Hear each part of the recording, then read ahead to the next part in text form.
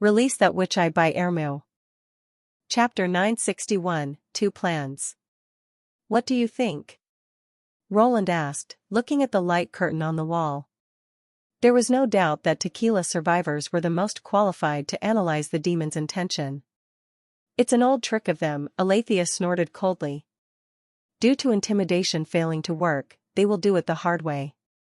As I've said before, they're great at combining intimidation with force to deal with the human lords.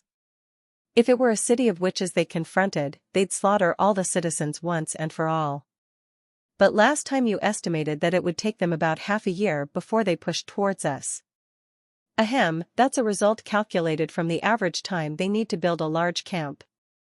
Maybe they're hasty this time. Alethea's voice sounded a little awkward. The war situation is always changing. One would be foolish to stick in the mud. I didn't tell you to let down your guard. What? Are you kidding? Roland knew it was necessary to keep watch on the enemies. But when and how to fight back was planned according to the time she had calculated. If the enemies had to spend half a year taking hold, his railway would have been able to stretch before them. By then, with an armored train and railguns, Roland was confident that the demons would have no energy to build any outposts. Alethea didn't mean to hide that on purpose. I agreed with her before, Agatha said, seeming to read Roland's doubt. The Union had paid a high price for the timetable regarding the expanding of the Red Mist supply line. It remained right even before the Holy City fell. Half a year is the shortest period the demons need before their next move. You mean the demons need less time now and that the timetable that had cost so many lives is useless? Edith shrugged. Of course, it's understandable to see 400-year-old intelligence become invalid. Roland felt his eyebrow twitching. The Pearl of the Northern region, without any doubt, was among the ordinary people on the scene who dared to confront the blob monster. Considering that he was not a typical virtual person in this world, Edith would be the only one here who had the guts. As expected, Alethea howled, "Common person, how dare you?" Pasha chimed in before Alethea lost her temper. Perhaps it's the giant skeleton that makes the Red Mist supply line expand faster, or the demons are planning something else. If they don't aim at attacking, they surely can set up an outpost earlier. After all, the supply of the Red Mist will determine how big the outpost will be. Hence, there is no need to quarrel with each other about it. It's His Majesty who gets the final say on how to tackle this problem. Pasha lived up to the title of the real leader of the tequila survivors. Roland nodded to himself. What she had said not only put down the possible quarrel but also took his feeling into account. Conversating was indeed an art. The problem was still there. Whether the demons were plotting something else in the dark or they wanted to march toward Neverwinter soon, the result was that due to this change, Roland could not watch the relic of the Holy City anymore. In fact, Neverwinter did not have many choices. If Phantom Instrument could locate the target precisely, he might have more time to observe the enemy and see what they planned to do, but now he had to root out this obstacle before him as soon as possible. Get the First Army ready to march. Roland drew a deep breath and commanded Iron Axe. Yes, Your Majesty. Iron Axe answered briskly as he always did. A bold choice, Alethea praised. Turning a blind eye to the coming war is no better than suicide. Only by keeping a close eye on the enemy's movement could we be better prepared. General Staff, come up with, at least, a plan before tomorrow nightfall. Roland cast a glance at Edith on purpose. I also want to see how you deduce the plan. Your Majesty, Ferlin Eltek, Night Morning Light, who had formally changed his career, said grimly. According to Lady Sylvie, the flying devil beasts have taken over the place. It's almost impossible for the First Army to march on while staying unnoticed. Once we give ourselves away, we'll get stuck. Roland knew that too. That was why he wanted to know the exact inference of the plan before they acted. He who designed the weapons for the army certainly knew that Ferlin had made his meaning clear in a tactful way. The anti-aircraft machine gun would lose most of its power if the soldiers could not set it up and take aim in advance. Moreover, unlike the defensive battle on the city wall, the enemies would come from all directions, which made it hard to preset the suitable barrage. Besides, the construction of the railway was not finished yet, so they had to travel by foot to carry the war materials, and if the enemies intercepted the transport corps, it would be a significant loss. There were about 400 kilometers between Neverwinter and the suspected outpost. Even though they subtracted the journey in the misty forest, they still had 170 kilometers to go, which could not be traveled in one day. Besides, the army would need to set up a camp, and according to the number of soldiers, there will be many tents to pitch. As a result of this, all the steps to make the camp would increase the risk of being spotted by the flying demons, and that would become his army's Achilles heel. Roland did not have as many men as Sylvie, who could keep every transport corps away from the enemies during their journey. Nor did he depend on those recruits to fight back hard when they were attacked. If the army's supply line was destroyed, it might not be able to pull out, let alone push forward. But he could not let anyone see his irresolution at this crucial moment. "I need to see the plan before we work out anything else." "As you command, Your Majesty," Roland said with a hand on his chest. A night slipped away unnoticed. The general staff handed over the plan in the afternoon the next day. There were two of them. Edith Kant would be the reporter. "You've stayed up all night?" Roland asked, noticing some slight puffiness under her eyes. "Everyone was working so hard. How could I take a rest alone?" Edith shrugged. "Just take it as compensation for the mistake I made last time." "Is she complaining?" Roland could not help asking inwardly. He then waved his hand and did not take it seriously. "Tell me the conclusion." "Okay." She pointed at the left sheet of paper and said, "If we march on, as usual, the devil beasts will surely spot the main body of our troops. By then, the commander's ability will determine how the battle will turn out. Because the general staff doesn't have the corresponding information, we just assume the worst. Our conclusion is that the First Army can accomplish the mission. However, they'll be routed by the demons and only half of the army, about 2,500 men, can retreat to Neverwinter. The witches won't be in great danger, and all of them can safely escape if they don't make any rash moves. The result doesn't seem good." Roland rubbed his forehead. "Is there anything wrong with the logistics?" "Yes," Edith said bluntly. "Once the demons attack the supply line, the First Army has to send reinforcements. However, it's impossible to stifle the enemies completely. As time goes, the casualties get heavier, men's morale lower, and the soldiers at the front get disheartened too. A week later, the attack from the enemies will become harder to track, and meanwhile, the main army starts to attack the enemy's camp, which can be regarded as the simplest part of the whole war. Your army will succeed in destroying the enemy's outpost, but the rear will be on fire." "You mean Neverwinter?" "No, it's a fire in the misty forest set by the demons, who have noticed something wrong in the forest. The fire will burn down the safe passage opened by Lady Leaf so that the transport corps have to take a detour, which is 3 times longer. That means the supply for the First Army will be cut off completely. As a result, the army starts to lose its advantage and has no choice but to withdraw." Edith cleared her throat and continued, "Of course, the number of the demons might be assumed a little high, but there is no certainty about that. Judging from the enemy's urgent action, I'm afraid they won't give up the outpost so easily." Roland was amused. The assumption of the high number of the enemies seems tolerable. But who the hell bring up the idea of a fire in the forest? "It's night-morning light," Edith said imperturbably. "But after the analysis, we believe it's possible if the war lasts long enough for the demons to notice something wrong in the misty forest." Roland had been ready to see any result, but he was still depressed by such an adverse inference. "What about the second plan? Don't tell me you came to the same conclusion. Are you busy all night for a negative answer?" Roland also knew that if he wanted to rival the demons on the fertile plains, he needed to face the limit of the land transportation sooner or later. He would not bother to build a railway so hastily if he could quickly send the ammunition and the food to the soldiers at the front. "No, Your Majesty." The Pearl of the Northern region chuckled. "The second plan is different. Since we can't guarantee the safety of the supply line, we just let it disappear. Chapter 962, The Invisible Supply Line. Oh? Roland asked, raising his eyebrows. Go ahead.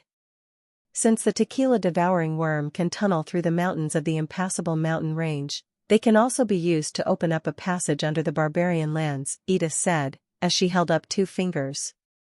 2 worms working in parallel will be able to create a passage wide enough to allow a wagon to pass through it. I've already asked Minister Carl about it. The result he arrived at is that the unstable structure of the mud lands may make it impossible for us to open up a space that can accommodate an underground palace, like the one in the 3rd border town, but if we go deep enough, we should be able to open up a passable tunnel. How do we go about it? The construction work should start within the main camp of the First Army.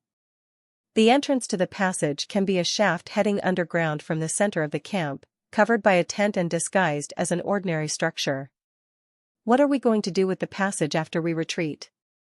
We seal the shaft and cover it with soil, leaving behind only a vent to maintain air circulation. How long the construction will take us? It's expected to take 2 weeks more than the time needed to march the army to the combat zone. In fact, considering possible harassment from the demons, it's reasonable to assume we'll march slower. In this way, the greatest disadvantage of the First Army can be bypassed as well, as the army will appear in the shape of a fist, while the logistics tail behind it will be hidden. This fist would instantly attract all their attention. Roland could not help curling his mouth into a smile. It seemed that after a long night of consideration, this plan had already matured quite well. Were you the one who proposed this idea? Kind of, Edith admitted honestly. But it was a result of the cooperation between many departments. In addition to the Ministry of Construction, the Arithmetic Academy also joined in, though they weren't aware of the details of the second plan. Roland wanted to praise Edith as being well-deserved of her reputation as the Pearl of the Northern region. The most valuable point of this plan was not thinking the novelty of the idea itself but how she had exploited all the resources and tools available to refine the idea. Ordinary people would never have taken the monster-like worm into account. Also, the Arithmetic Academy had just been established for less than a year and, apart from the star observation, it had only been working on the tasks given by Roland. But she had already been trying to use the more professional personnel from this new department to perform the calculations and statistics for the underground passage. It was gratifying to find someone had such accommodating views and extraordinary foresight. In addition, somehow he had a faint illusion that the Edith in front of him seemed more remarkable than before, as if he had uncovered a deeper layer of her talents. Nice work, Roland encouraged. Just follow this plan. Yes, Edith paused. But there's one more thing I need to point out. Even if we adopt the second plan, casualties will still be unavoidable.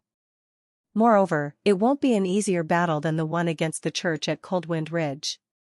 After all, the demons have the initiative this time, so before the First Army reaches the destination, they won't be able to set up stations and blockhouses to defend themselves as they did before.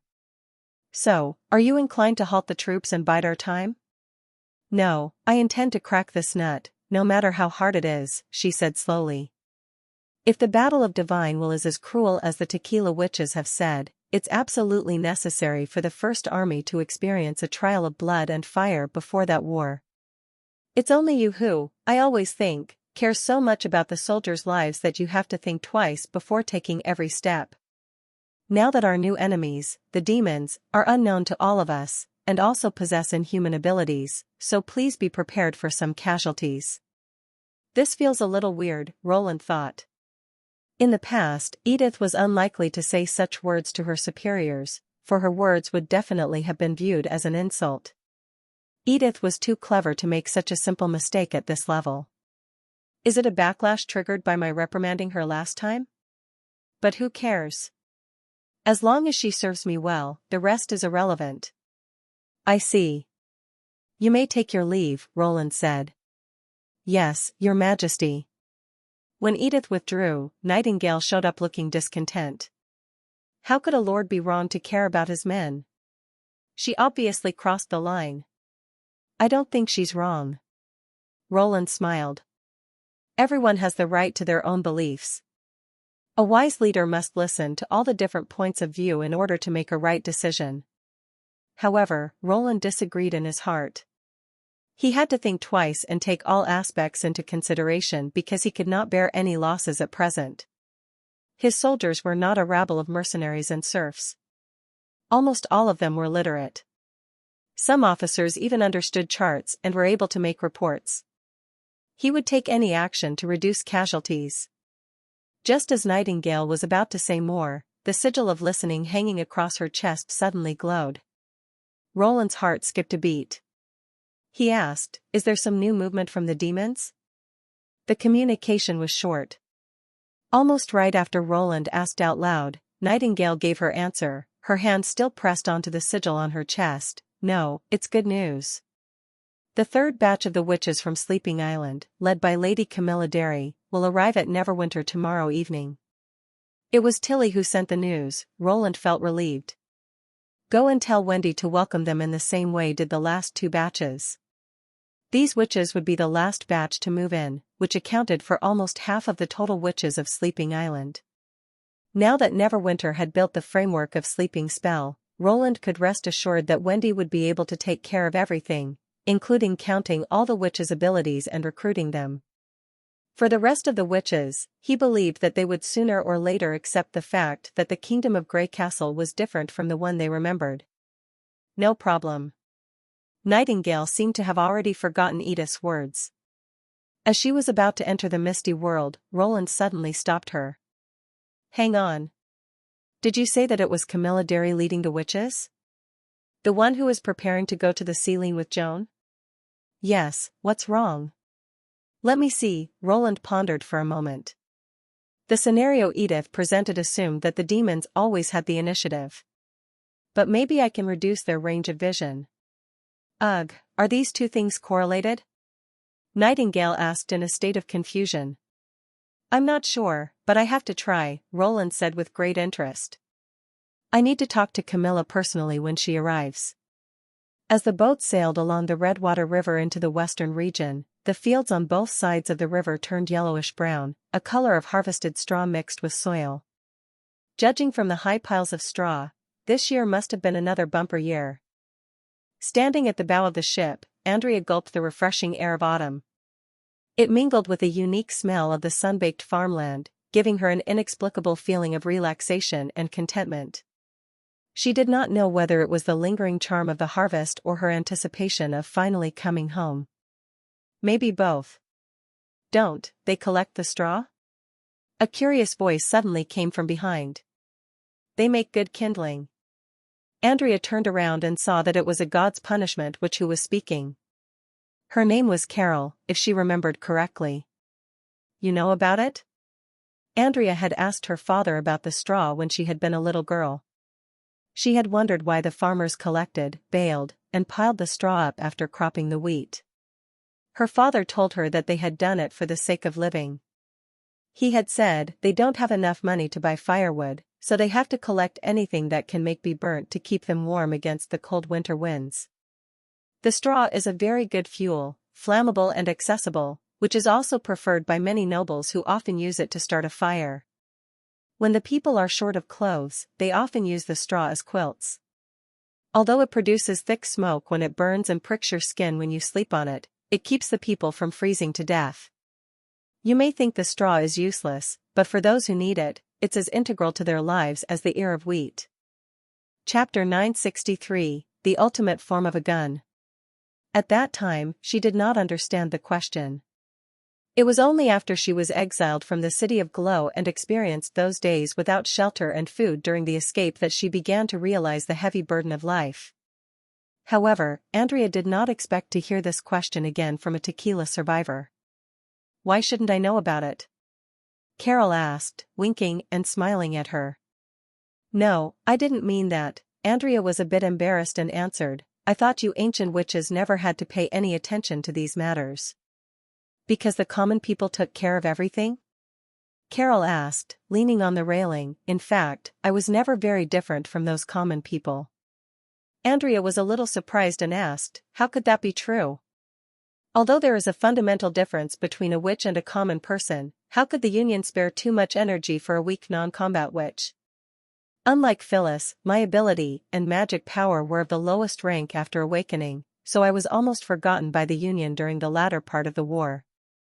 She looked at the waves as if she was recalling the past days. During the days when I lost the allowance, I lived with a group of common people.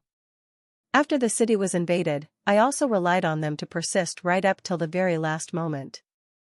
But in the battle in the Kingdom of Dawn, your abilities were completely unlike those of a non-combat witch. Even Ashes the Extraordinary would not have been able to defeat her. Training for hundreds of years is enough to change everything, said Carol, opening her hand and clenching it slowly. In fact, when compared to those previous companions, I even feel a little fortunate that I've become a god's punishment witch. At least I've become stronger now. I'm no longer ignored, and I'm able to do something for everyone. Since we met His Majesty, it's also been a new kind of reward. Andrea suddenly realized that she might not have started talking to her for no reason. She asked, "Why, do you tell me these things?" Carol looked up and answered, "Because I envy you." Andrea was stunned and stared blankly at her. With your ability, even in the days of the Union, you would have been an excellent combat witch. Since you were able to have a high awakening at such a young age, you could have become one of Tequila's superiors, the god's punishment witch said lightly, "Did you know? At that time, my greatest wish was to join the blessed army and get a blessing from Lady Natalia before a battle. You could achieve it easily. Now I've lost the possibility to become stronger." On the contrary, you're still far from your limits. Carol paused and said, "The stronger you are, the more challenges you'll meet and the more setbacks you'll encounter.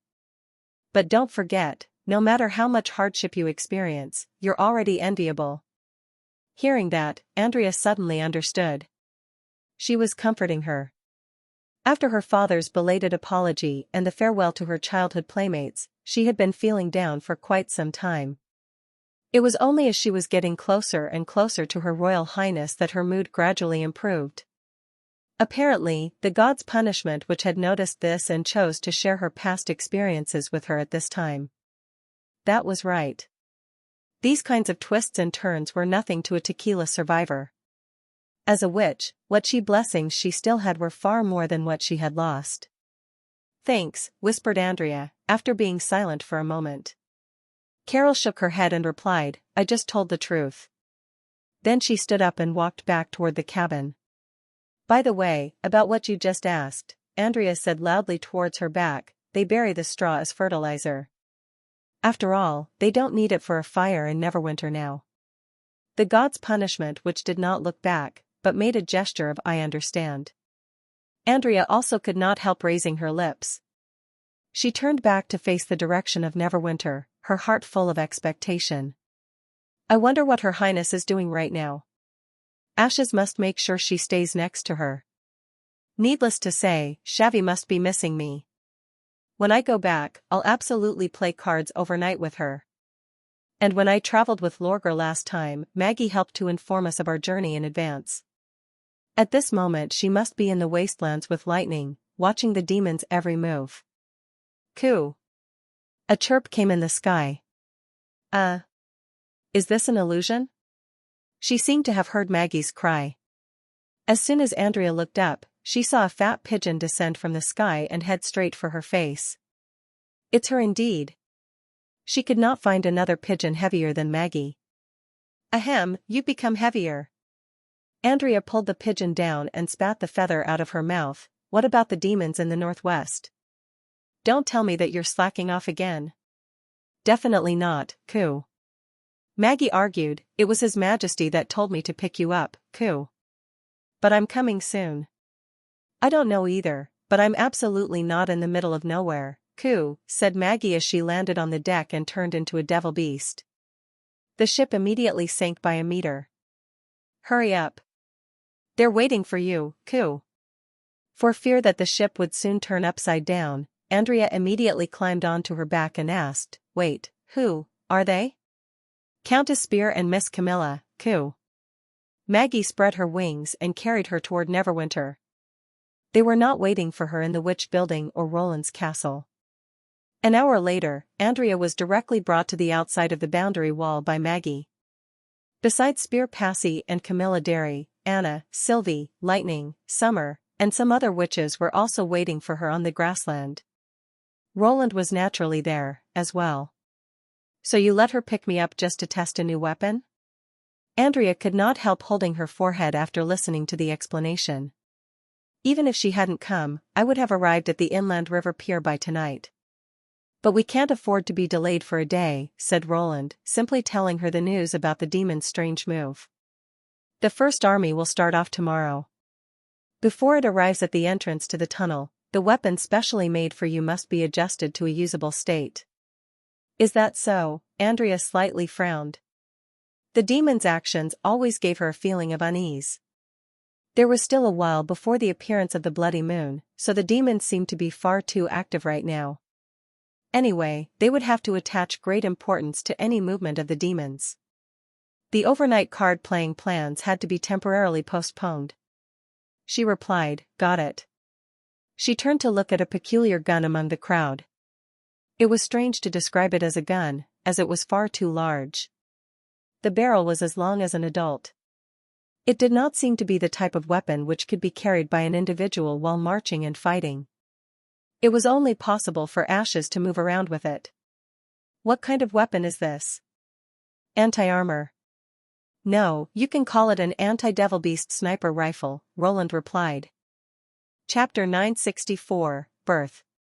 According to Sylvie's observations, the reconnaissance team of the demons was usually made up of 2 mad demons and 3 devil beasts.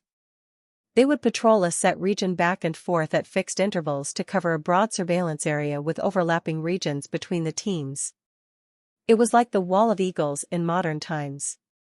Owing to the excellent field of vision of the flying demons, if the First Army were to enter the detection area, they would instantly be discovered. Roland intended to create a no-fly zone in the air, a blind zone of vision for the demons. It was certain that there was neither any kind of radar system nor any instantaneous long-distance communication technology for the mad demons. As long as they did not blow the horn, the disappearance of a patrol team would not draw any attention. The devil beasts that were responsible for delivering the red mist cans could enhance the patrol range of the team, but this increased range would also delay the feedback of information. It was possible that the enemies would not notice the death of the devil beasts until the time they were supposed to return to their nests in the evening. Even then, it would not be easy for the demons to locate the attacker immediately, as the sniper team would attack from outside of their range of vision, not to mention that the patrol teams could not act at night, while the First Army could. As long as the blind zone in their surveillance network was reasonably arranged, it would gain time for the First Army and weaken the opponent's mobility. Roland did not expect this strategy to completely block the opponents, but even a delay of 2 or 3 days would be a great help to the army. After all, the sooner they arrived at the shelling site, the greater the chance they would have. The anti-devil beast sniper rifle was the product which would realize this hope. In fact, it could barely still be called a gun. To ensure the long-range lethality and ballistic stability, its caliber was set at 20 mm, which was the demarcation point between a gun and a cannon. As for why it was not designed to be larger, it was because Andrea's ability had a distinctive feature: it needed to be held and fired by hand. This point had been tested during the artillery training. Once she let go of the barrel, even if she gave oral instructions, the soldiers could still not adjust to operating the weapon. What about opening fire in spite of the recoil of the cannon? Tilly would be furious. It was too awkward to call it a sniper cannon, so Roland decided to keep calling it a gun. The new weapon itself did not employ much new technology. Its structure was much simpler than the Mark I type HMG, with an air guide backseat, semi-automatic shooting, bullet clip. The only extra part was a muzzle brake that was used to reduce the recoil, which had already been applied in the main artillery of the shallow water gunboats. It only took 2 days to make it. 1.5 days were spent just on selecting the materials and post-processing. Lucia created the alloy, Anna shaped it, Candle consolidated the shape, and then Doris demonified it. This weapon was created together by several witches and could be regarded as a legendary product. In addition to its materials and processing technique, the gun barrel would not be deformed even under high-temperature gas and enormous pressure, which was also a key factor to ensure continuous and accurate shooting. Is this a sniper rifle? Andrea looked at it for a moment and noticed something unusual. Where is its aiming scope? It doesn't have one, Roland shrugged and said. Doesn't have one? She was stunned. I can't hit a target I can't see. An ordinary scope wouldn't help with the range we want, so 3 more people are here to help you, said Roland, looking at Sylvie, Spear, and Camilla who were standing by his side. Do you mean, to let Ms. Camilla connect me with Sylvie to aim, and have Countess Spear take charge of replenishing our magic power? Andrea finally understood what Maggie's words, "they're waiting for you," meant. Although I don't want to leave Fallen Dragon Ridge at all, HU. Since your majesty was so kind to send an invitation to me, I can't say no. Countess Spear said with pretend reluctance, but next time I wish to be informed earlier rather than let Miss Maggie bring me here by flight. I'm old and not strong enough. I'm still sick because of the cold wind. Roland silently rolled his eyes. She had already drunk Lily's cleansing water and asked for the next batch of students trained by City Hall, but she behaved as if it was unpaid labor. After all, she had been an experienced politician for many years, and she was used to complaining about being hard up. Camilla's response was much simpler. Her Highness hopes for me to do my best. But I'm not sure if my ability will still be effective under the eye of magic. Andrea had never considered a similar issue before because the range of stones and bows was much lower than the limit of her visual range. So it's necessary to test it, said Roland. Then, let's start. Carter Lannis nervously paced back and forth outside the bedroom. There were few days in his life where he had felt so disturbed. In retrospect, except for that moment when His Majesty approached the witch Anna without any defenses, he had never been as nervous as he was now. May, his wife, was about to give birth. As she said, her status is as high as His Majesty's, Carter joked at himself. Have some courage. Be a man. Look what you have become. She's just giving birth to a child. Miss Nana and Lily are both here, and several nurses have also come from the hospital. Everything will be okay.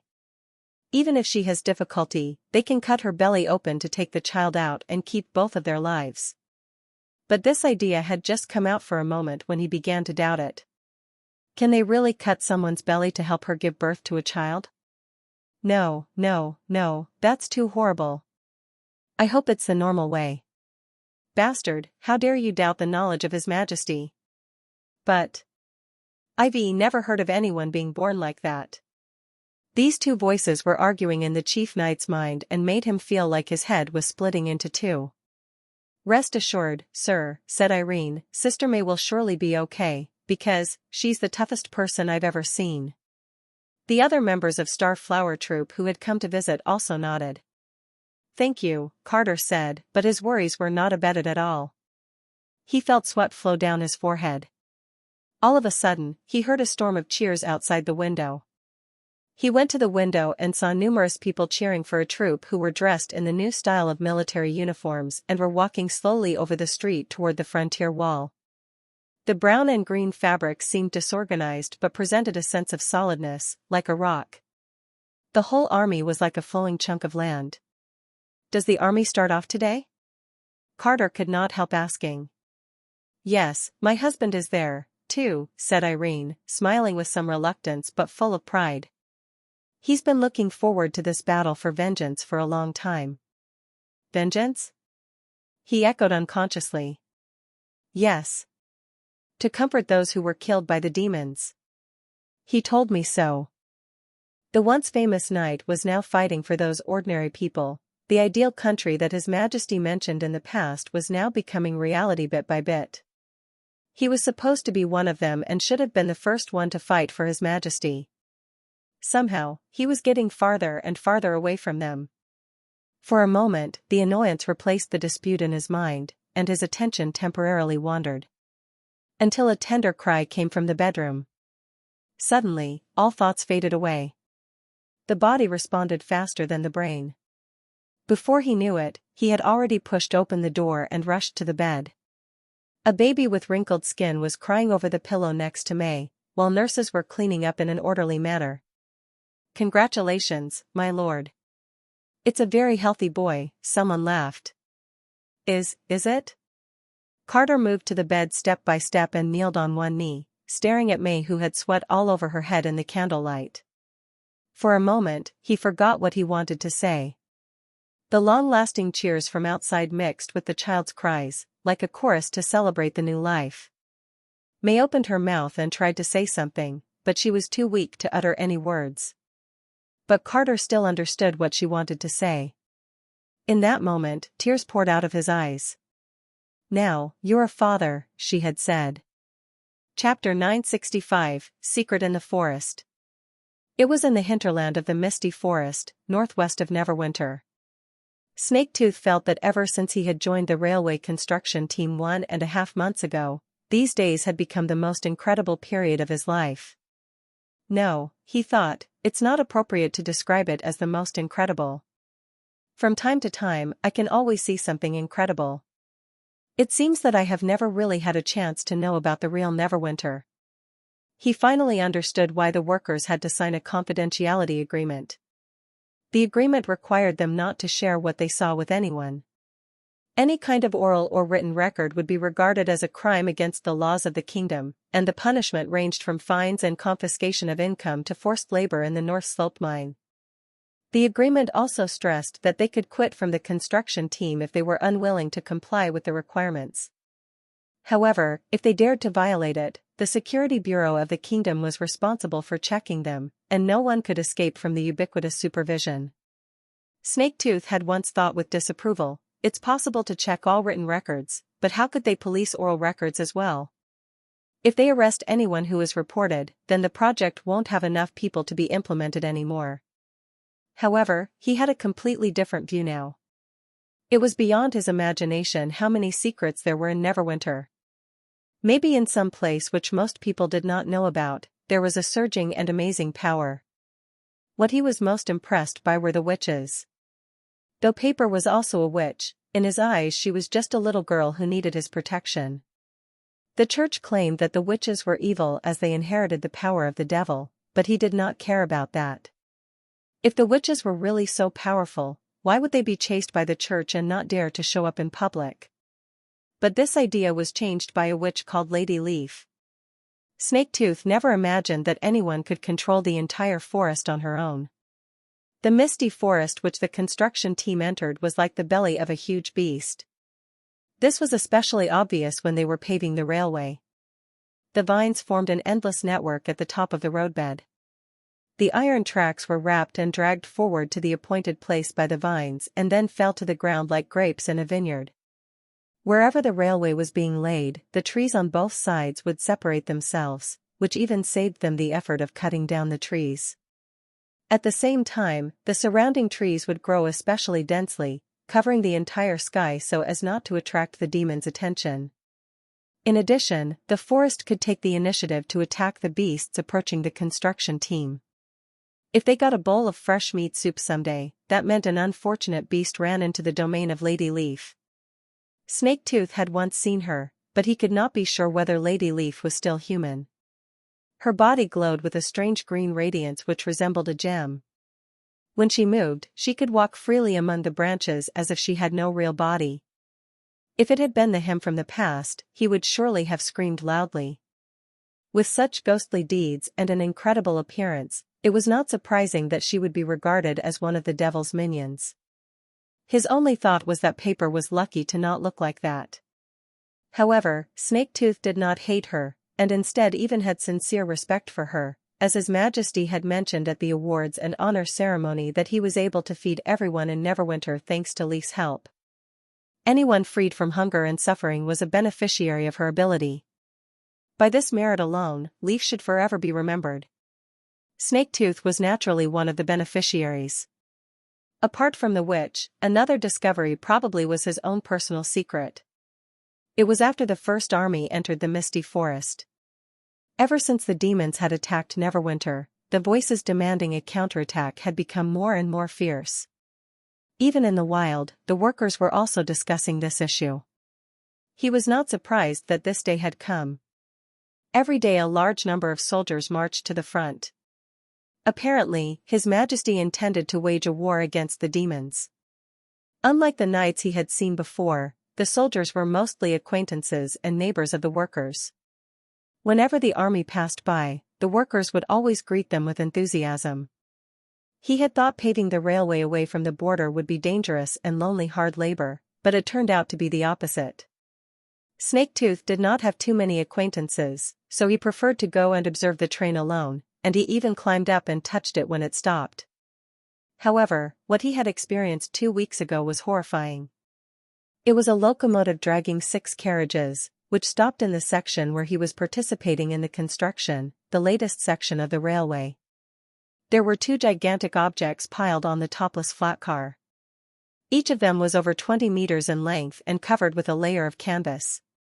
He had no idea what they were. This was originally normal. If the goods delivered had nothing to do with the construction team, it must have been military supplies, and he did not want to find out what it was. However, he had an upset stomach that night and had to run out of his tent at midnight. While he was looking for somewhere to empty the bowels, he was shocked to see the canvas creeping up by itself.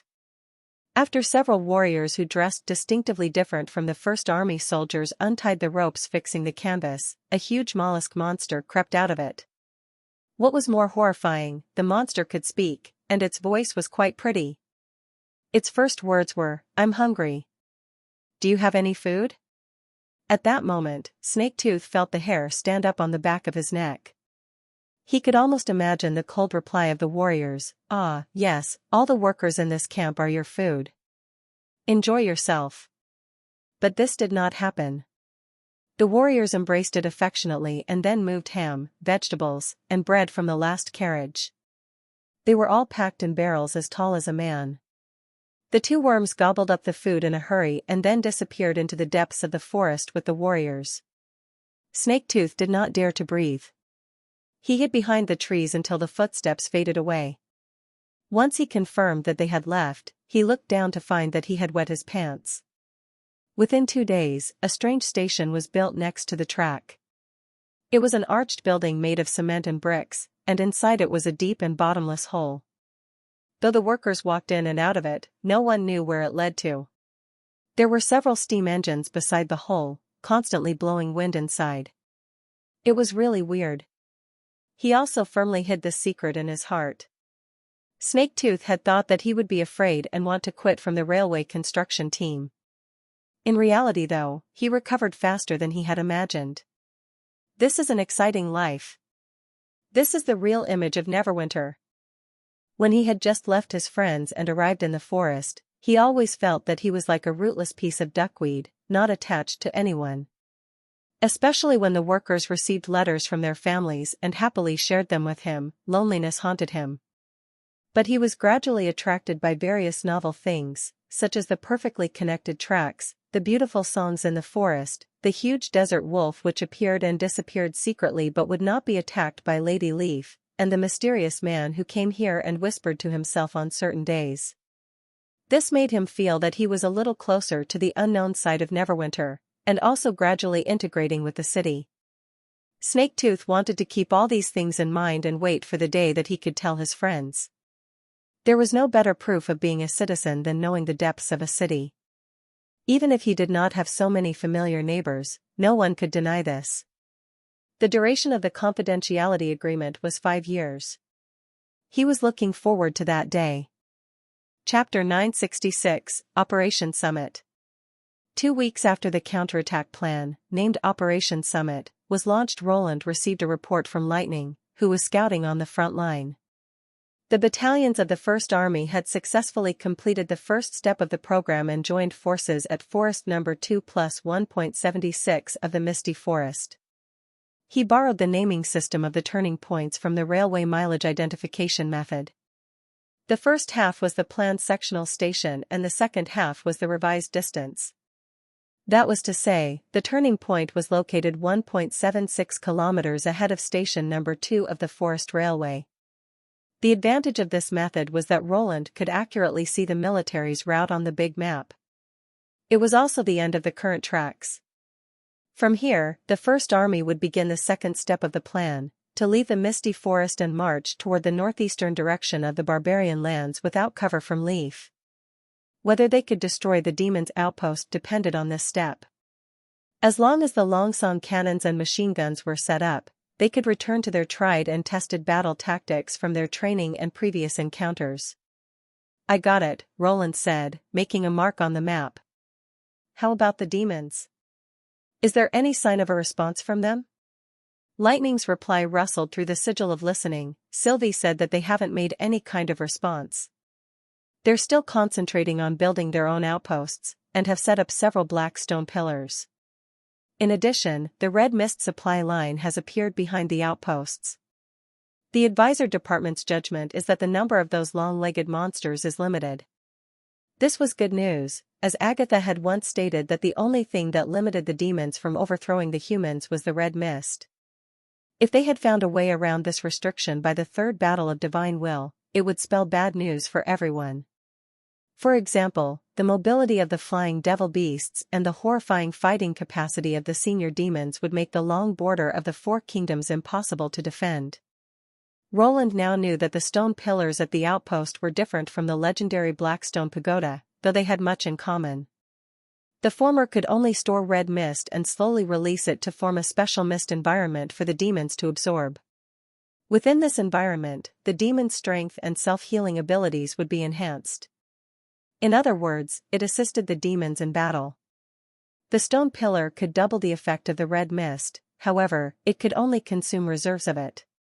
On the other hand, the original Blackstone Pagoda could generate the red mist and also had much broader coverage, so it basically formed the core of the demons' main cities. In addition, the stone pillar could not begin working as soon as it was planted. It had to be cultivated for about a month after being planted before it could release red mist.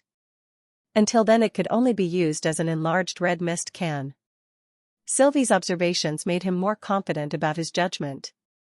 No one wanted to see their enemies come back again after being driven away for a few days.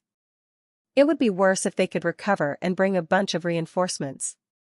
At the current rate of railway construction, the First Army should be able to launch an attack on any new outpost before the stone pillars begin functioning at full capacity. In that case, keep up the scouting and let me know if you find something new. Remember that safety should always be the first priority. Roger that. Lightning out. Then the light of the sigil of listening went out. Roland picked up a ruler and measured the distance on the map. The First Army was supposed to enter the demons' reconnaissance perimeter in 6 days, by the beginning of late autumn. Even for the army that was accustomed to fighting on the ground, this would be a tough challenge. Why are you worried? Nightingale put away the sigil and asked, weren't the results of the new weapons tests pretty good? In the end, that was just a test. No one can know what will happen in a war before it has even begun, Roland shrugged and said, not to mention that Sylvie will be occupied with the fight in the air, so the First Army has to depend on themselves to set up and maintain the defensive line. It's already pretty incredible that Andrea could consistently hit a balloon 5 kilometers away. She won't let us down as long as she has that weapon. Nightingale smiled and said, though Sylvie won't be available to keep a lookout for the army, Lightning and Maggie are still there. Hasn't the First Army experienced a scenario like this before?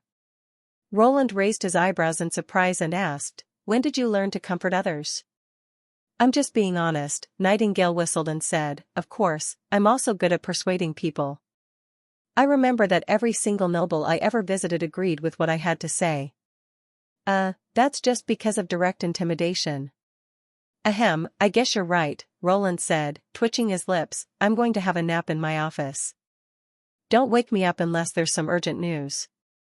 Nightingale seemed to realize that something was unusual and asked, right here? Should I inform the Tequila Witches?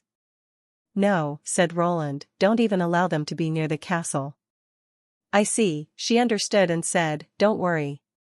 I'll make sure no one walks into the range of the light beam. Roland rarely napped, unless he was particularly tired or for a special reason. For example, this time was a special reason. It had been a month since the last time he talked with Garcia in the dream world. Now she had returned from her headquarters. She had promised that she would bring back the book that was written half a century ago which first mentioned the battle of divine will. For some reason, Roland felt it better to not let the tequila survivors know about it for the moment.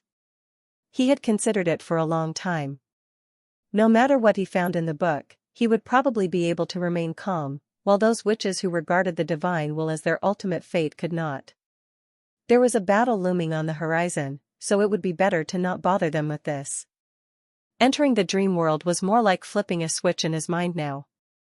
As long as he concentrated on it, he could fall asleep within a few seconds, which saved him the trouble of tossing and turning for hours. After Zero went to school, Roland could not wait to pick up the phone. "Hey? Did you get the book? If I say no, would you be so disappointed that you'd throw your cell phone?" He soon heard Garcia's familiar sarcasm. "Relax, you reminded me 3 days ago. I'm not so forgetful that I'd eat my words, unlike a certain someone." Roland was relieved and replied, "I won't. I still need to feed my family. I can't afford to throw it." "Feed your family? Isn't the salary of Martialist enough for you? Hey. Have you gone down the wrong path somewhere? What are you imagining?" He whispered in his heart, "I'm trying to feed a group of people who haven't eaten for hundreds of years." He said, "I have to say, even if we are acquaintances. Now you're going to accuse me of slander? It's a new era. Stop using this cliché, okay?" Garcia interrupted him. Roland almost choked on hearing her words. It felt terrible being mocked about clichés by a woman from the Middle Ages. He simply asked, "All right, so where's the book?" "Of course, it's in my apartment. Come and get it," she replied. Chapter 967, The Dreamland Book. Garcia walked into the main hall of room number 0827, looking as if she had just taken a bath. Her morning tracksuit was now replaced by a red and white martial arts robe. Her cheeks were still flushed from the heat of the hot water, her beauty due to the Wimbledon family genes, and her silky wet shoulder-length hair made her a real sight to behold. "Would you like something to drink?" She swayed the glass in her hand. The first time that he had come to her house, there had been a cold and distant expression on her face. Well, she still hadn't changed much even after all this time. "No, that's all right, thank you." Roland was curious and asked, "Do you have a competition today? Have you ever seen an athlete who had to change and get ready at home? Staying warm right before a competition is one of the most important preparations for any sport." Garcia poured herself a glass of milk and sat opposite him. "Even the worst sports stadiums would still have a changing room. Sometimes I really wonder if your common sense was also swallowed by the erosion." Haha, Roland tried to laugh off his embarrassment and said, "I thought martialists might have their own unique preparations before a match. In the eyes of the public, it's no different from any other sport. The only difference might be that it's generally more exciting and the prizes are better." She shrugged her shoulders and said, "I'm wearing this uniform because we need to take advantage of the influence of the martialists later." "Huh? Are you going to shoot an ad?" "It's a protest." Garcia cried out in frustration, "Don't you ever read the papers? The Clover Association is going to tear down the walls around North Tube Street. If we don't do anything, that their next demolition target will end up being this tube-shaped apartment. Your home will soon be in ruins." Roland had almost forgotten that there was such an event going on today. "Well, I wish you all the best. I've never competed before and no one's ever heard of me. I'm a complete newbie. I don't even own a martialist uniform." Roland feigned a regretful expression and said, "Even if I go, I won't be of much use. We can achieve anything through our combined efforts. Don't you know that?" Garcia picked up a list from the coffee table and shoved it in front of Roland. "Look at the people on that list. How many of them are martialists? They're all the lower floor occupants of the tube-shaped apartment, yet they're all willing to go and protest with me. If we choose to be silent just because we're not well known, then everyone will ignore our existence." Looking at the determination in Garcia's eyes, Roland felt his motivation rise along with her words. Whether it was facing the erosion or her daily life, this seemingly cold and indifferent girl was far more enthusiastic than most people. Is this the only place she can stay? No, with her background and abilities, she should easily be able to buy a new residence in the center of the city. She's doing this only for the sake of the other residents of this building. They're mostly ordinary people with meager salaries. There's no way they could afford to find a new apartment that has half the facilities and connectivity of this locality. He was aware that they were all just phantoms of the dream world, and that these occupants of the tube-shaped apartment were the defeated souls captured by Zero. However, with the world progressing toward an unknown future on its own, he became doubtful about his original ideas. He could no longer distinguish between the phantom and real people.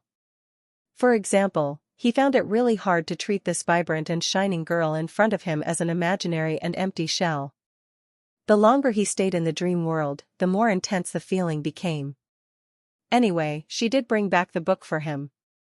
The least he could do was accompany her as a sign of gratitude. Just as Roland was about to agree, he suddenly saw a familiar name on that list. Baralatzim. That was the name of the tenant staying in apartment number 0510. That was also the name of the only resident that was a demon. This long name was particularly eye-catching among the information of the residents that had been collected by the Tequila Witches. Hence just a glance was enough to leave a deep impression on him. Roland was startled to see the name of the demon on that list, as it meant that he would leave the tube-shaped apartment and join the residents in their protest. This could be a perfect chance to peep into his memory fragment. Ahem, I'm afraid that I already have an appointment for the afternoon, so I can only give you moral support. He glanced away, and pretended he had not seen that name.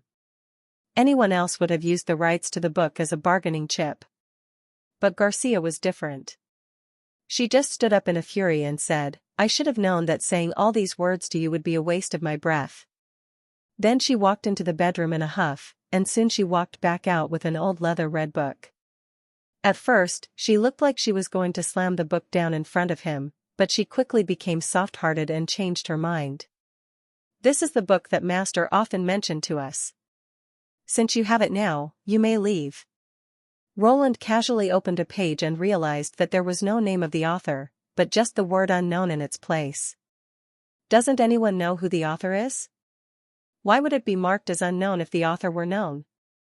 Garcia replied firmly, amongst the many books that are a part of the association's library, this book wasn't famous due to its content, but rather because of its author. Apparently, the author died before he could finish writing the book, and the association couldn't find any records of who he really was. He died when he was writing the book. Roland was stunned for a moment and wondered if it was a sudden death. He had originally wanted to sit down for a private chat with the author. Half a century was not considered long. If he was lucky, the author could still be alive. Even if he was dead, there would still be some news of him. At that time, recording cases was already part of the judicial system, and the author was even a martialist that had awakened the force of nature. There was something fishy going on here. What's wrong? Are you afraid? Garcia laughed and said, did it bring to mind those stories about being cursed and chased by ghosts? Don't worry, there's no evidence to prove that anyone who has read the book will die. Otherwise, I would never have recommended this book to you. But if you still don't want to read it, I won't make fun of you or tell anyone. No, I'm sure you will. Roland grabbed the book and nodded at her. Thank you. Garcia turned her head and did not say any more. Roland went back as quickly as he could to apartment number 0825 and locked the door. The protest would only start in the afternoon, so he still had a few hours to satisfy his curiosity. Just like Garcia had mentioned, the title of the book was called Raison d'être. The cover was made of a type of red leather that could no longer be found in this era. The cover was backed by a thin layer of wood, hence it looked quite sturdy. Roland had thought that since it was related to the deities, the content would be full of spiritual stuff that he might not understand. However, once he turned the first page, he was immediately captured by the exquisite handwriting.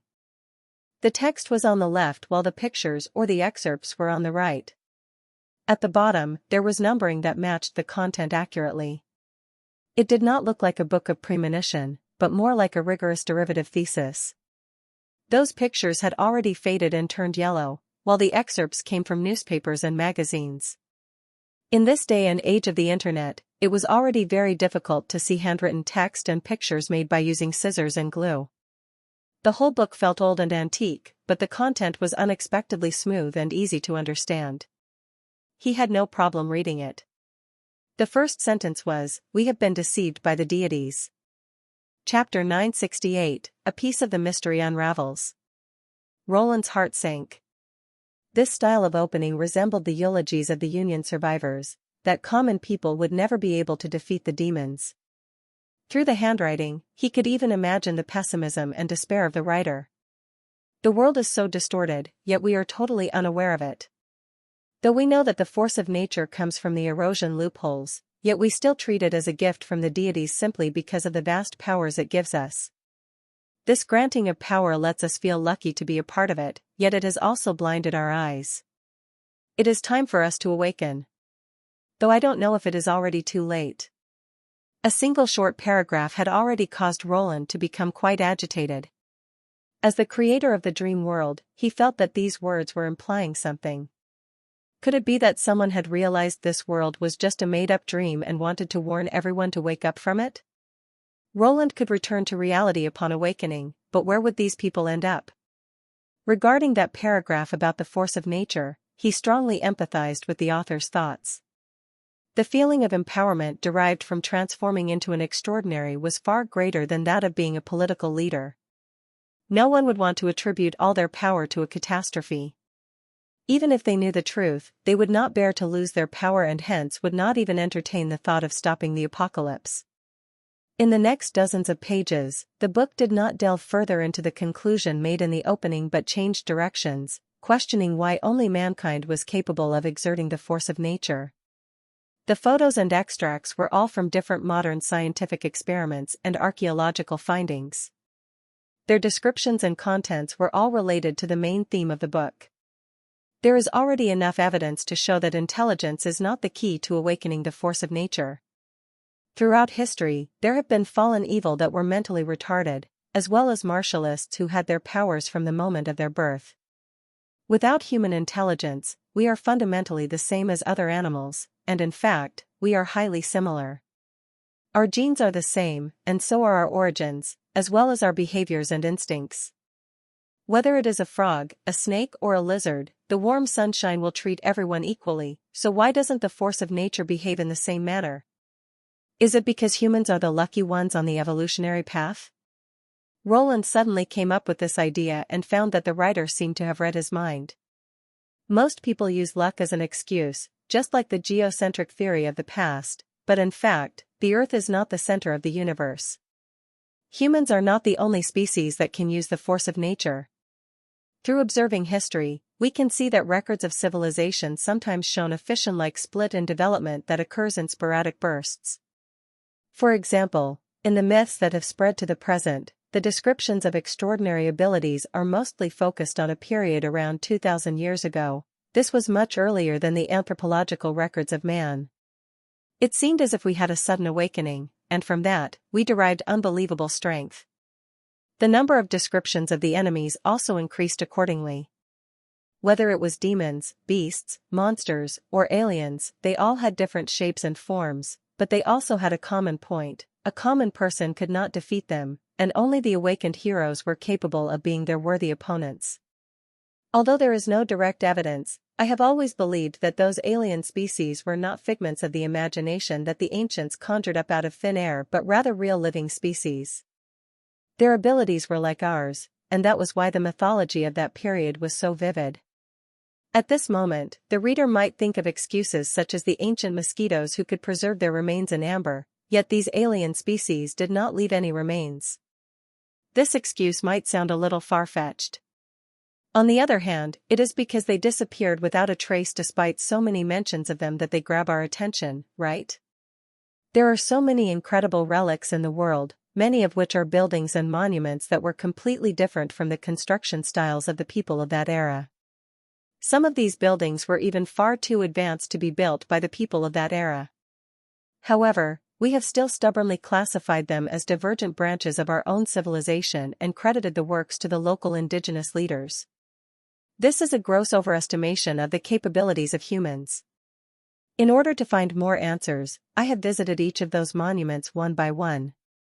Throughout this journey, I made some surprising discoveries. Although the aliens did not leave any bones or hair, the markings engraved on the stones have not disappeared. In a secret chamber inside a volcano's ruins, I saw the record of an alien civilization written through the various carvings on the walls. As he turned to this page, Roland was convinced that this was indeed a book created in the dream world. He had never seen the black and white photos of the ancient buildings before his transmigration, and what was even more conspicuous was that the volcanic remains that the martialist mentioned at the end looked eerily similar to the demon's Blackstone pagoda. It was not a coincidence that they acquired the force of nature and then fought against humankind. This was like a meeting arranged by the deities, and they regarded defeating the adversaries as a repayment of the power bestowed upon them by the deities.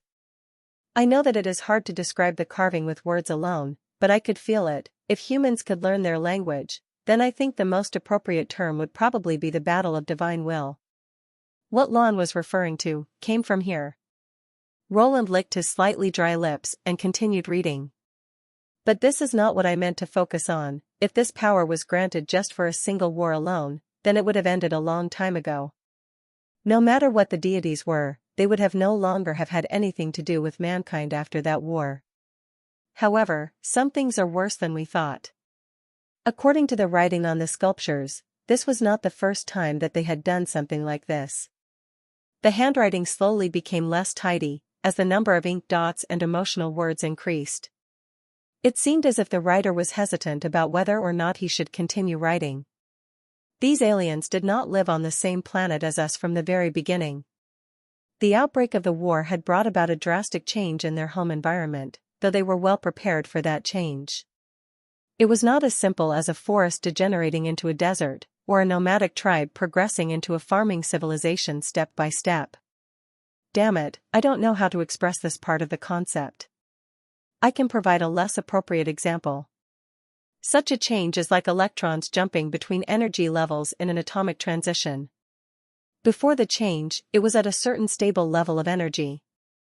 But then, the change happened, and it immediately gained energy, directly transitioning to a higher level, with no process or intermediate stage. It was like their civilization jumped to a higher level in the blink of an eye. Frankly speaking, I do not even want to imagine how many such changes they have already gone through.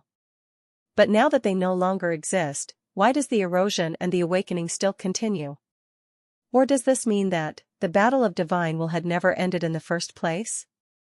The more I wonder about this question, the more I feel terrified. What kind of world are we living in? Are the fallen evil really martialists that have been tempted by power? I feel like I have been caught up in a vortex.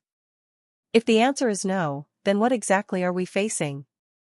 The so-called gifts and rewards are all lies. The only difference has been the change in. The writing stopped abruptly and left only a long line of scratches behind. It seemed as if the author had suddenly lost all his strength and let the pen fall down. Doesn't anyone know who the author is? Why would it be written as unknown if the author were known?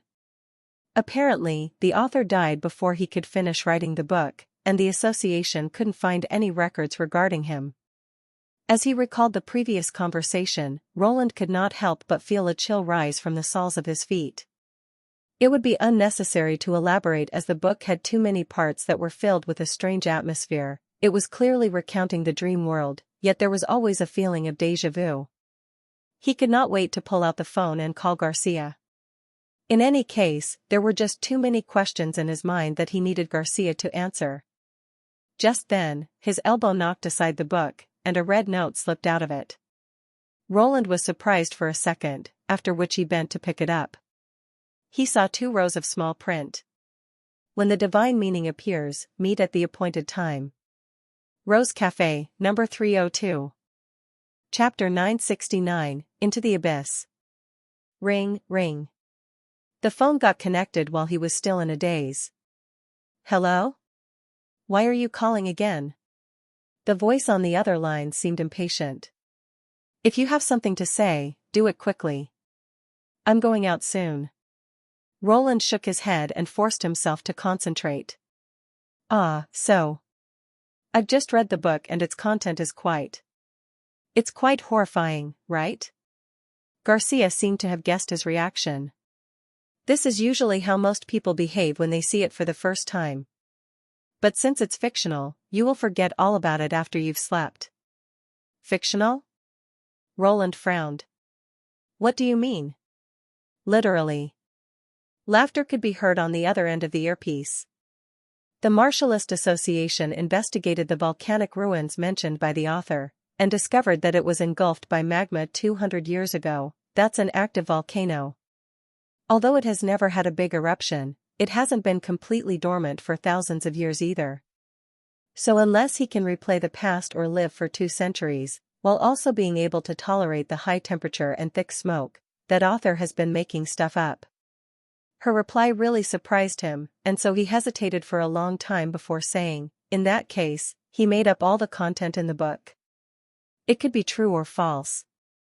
Anyway, I've never had much interest in archaeology. Master once said that if it wasn't for the fact that the author was wearing the martialist robes and died in the association's library, the book wouldn't even have been kept and recorded. But the association didn't know his identity. So the author himself became more famous than the book for that reason. This could be considered an unsolved mystery of the association. But I doubt you'll be able to solve it. According to my master, the management went through every nook and cranny of the records department, and still weren't able to discover anything. Garcia said, anyway, there are so many rumors about the book. Have you finished? I'm going to hang up now. Hang on, wait, Roland said hurriedly. After you brought the book this time, did you read it again? He actually wanted to ask about the note, but eventually changed his mind. I flipped through a few pages on the way back. What happened? No, nothing.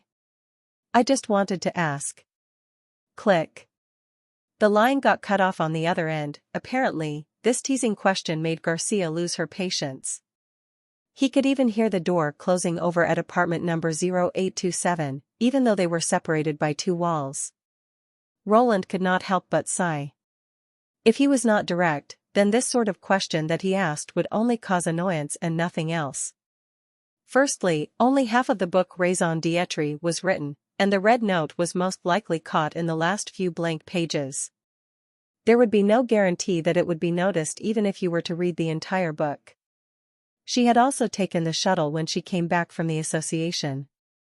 He could easily imagine that she would not have had much time to go through the book seriously during her journey back. Regardless of how Garcia answered, he would still not have been able to judge whether she had seen this note. No, it was a definite no. According to Garcia's character, if she had seen it, she would certainly not be indifferent to it. So it would seem that these 2 sentences were either a prank of some sort or a hidden message. Roland could not help but wish that it was just a prank. The other alternative was just too absurd. Who was the note for? Was it meant for anyone who discovered it, or did it have a specific target? Rationally speaking, he was more inclined toward the latter. The book was not top secret, and most of the martialists had already read it due to its fame. It would not be surprising if there was a reader who did not discover it, but it was very unlikely that it remained undiscovered even after so many people had read the book. So it was probable that the note was not placed in the book from the beginning, but rather it was put in there fairly recently. But it was this logic that made him feel creeped out about the whole thing. What did that imply? It meant the dream world, this fantasy world that was envisioned by him, had been discovered by someone. This was similar to being in a dream when a person in the dream suddenly turned around and smiled slyly at you. Roland patted his cheek and tried to suppress the chill in his heart. He tried to repeatedly convince himself that there was nothing to be scared of. Although this was just speculation at the moment, even if it was true, as long as he left, this world's time would stop. Who could be in a position to threaten him? Moreover, the message on the note only implied that they would wait to be contacted instead of taking the initiative. This could help to explain some of the problems. As for the location of the Rose Café and what the divine meaning meant, that would be best left to the tequila witches to investigate. He did not forget that he still had other things to do next. He looked up at the wall clock and confirmed the time before taking the key that he had already prepared from his bedroom. He then locked up and went downstairs. In order to explore the memory fragments of the tube-shaped apartment, Roland had already completed a lot of preparations ever since the arrival of the tequila witches. For example, he made duplicates of the keys to every apartment and even bought an unlocking tool online, since he was the only person who could see this non-existent gate of memory. If he did encounter one that was locked, he would have no choice but to roll up his sleeves and do the work himself. If it hadn't been for the expedition for the unification of Grey Castle, this part of the investigation would have been completed a long time ago. Roland went down to the 5th floor and found room number 0510 quite quickly. Most people would be taking a nap at this time. The late autumn sunshine made everyone feel lazy. The whole corridor looked quiet and serene, which was a stark contrast to the rush of traffic outside in the streets. He inserted the key into the lock and turned it gently. The door opened. A weird aroma suddenly poured into his nose and made him involuntarily hold his breath. Although the dream world changed itself to accommodate the demon, it did not amend some of the details, such as body odor. In order to cover up their smell, the extensive use of perfume had become the last resort. Roland spent 2 minutes thoroughly searching the room again. Once he confirmed that there was no one, he locked the door, removed the hydraulic bolt cutter from his backpack, and walked straight to the storage room at the end of the walkway. This iron door was one of the few that were locked. Evidence had already proven that although the world connected behind the door was mysterious, the lock of the door still couldn't withstand the forces from a tool that utilized the laws of physics. A few seconds later, the lock was silently broken into 2 pieces. He swallowed hard and pushed open the heavy door. Roland was immediately attracted to the marvelous sight in front of his eyes. He seemed to be standing on top of a bottomless cliff. The top of the cliff was circular. It was more than 10 kilometers in length and he almost could not see the opposite side. This peculiar terrain was encircled by an extremely magnificent lake. However, the lake was not formed of water, but dazzling red mist. The mist and the peak were hundreds of meters apart. If he looked down, it would look like a shining red crystal, like a thick and rich substance. If it was not for the occasional mist that rose from the bottom and ran straight up the gust of wind to form a mist pillar that stood over the horizon, it would be very hard to relate that to the dirty and dark bloody fog. Roland felt like he was standing on the surface of the sun and admiring the torrential solar flares, while he watched the haze that was thicker than the castle, appearing continuously and shining more brilliantly than molten steel. However, it did not radiate a hot, unforgiving heat. As the height increased, the color of the fog quickly faded, and it finally diffused into the air to form a red mist layer. And this was not all that he saw. Towering black stone buildings surrounded the circular cliff. Most of them were tower-shaped and differed only in some minor details. As the sun was shrouded in red mist, the whole world seemed particularly dim. Only when there were gushes of red mist at the bottom of the red mist lake could these black towers be faintly seen reflected in the lake. Like a dense stone forest. Chapter 970, Demon City. Is this, the city of the demons? Roland could not help but feel amazed. He thought the memory fragments would be connected to a certain decisive battlefield. He did not expect to have the opportunity to face the enemy's lair. However, the scene in front of him had many differences from the mirage that was seen by the Witch Cooperation Association. At least, he had taken a good look around but did not find that most prominent main tower, which was the core, the giant obelisk that was made using the mineral vein of the god stone and that could grow and create red mist. After all, there were too many towers here. Some were even standing above the cliffs. Most of the towers leaned outward, just like apartments floating in the sky. How did they manage to build such a magnificent complex? And this was not the city complex that Leaf had seen, so where could that be? Or could it have been located in a more distant place, for example, the rumored birthplace of the demons? Just then, Roland noticed that there was a flash of light at the sinkhole near the red mist lake. Unlike the glittering mist, that seemed to be a natural burning flame. He was a bit surprised to find that the red mist could burn, since an open fire should have been banned in the city of the demons. He decided to go down to the bottom of the pit to satisfy his curiosity. Judging by the architectural style of the opening, he should be able to find the stairs leading down or a hanging basket nearby. However, Roland suddenly stopped before even walking 100 steps, as all the muscles in his body started to tense up. A team of demons actually walked out from around the corner. Judging by their appearance, they should all be mad demons. They had bone armors and held short spears. The two in front even wore gloves, and their burly figures almost blocked half of his path. The distance from the two of them was less than 10 steps away. Wait a minute. How could there be living creatures in the memory fragments? He had never seen a knight from the Judgment Army nor a priest of the church when he was wandering in the Hermes Cathedral at home. This accidental encounter left Roland a bit shocked and unsure of how to react. Should I escape? He had seen the strength and precision of the mad demon's spear-throwing skills, so running away from the enemy was undoubtedly a dead end. Charge and overthrow them? The dream world's power was still running in his body, so his skills at the moment were stronger than those of ordinary people.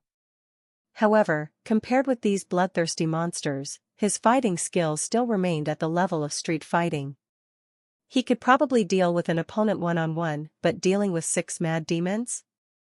He felt that the odds of winning were very slim, especially against the leading Iron Hand demon, as its powerful electric shock ability was definitely the nemesis of close combat. However, before he could make a decision, something astonishing happened again. The demons did not seem to realize the existence of the uninvited guest, and they walked straight past him without pausing. Roland was stunned, then subconsciously turned around to touch one of the mad demon's arms. His finger passed through its skin, but his fingertips did not feel anything, as if he was touching a phantom. So, it's like this? He thoughtfully recovered his hand and bent over to touch the ground. His palm could clearly feel the dampness of the black soil eroded by the red mist. Roland had a faint idea of the answer. It appeared that the devoured person's resistance would determine the extent of the memory fragments, and it could also affect what would be displayed in the scene. The content saved in this memory was obviously much more than that left by Zero. If he thought along these lines, his mind naturally came up with 2 new doubts. One was the question of the church warrior who deliberately sacrificed himself to save Zero.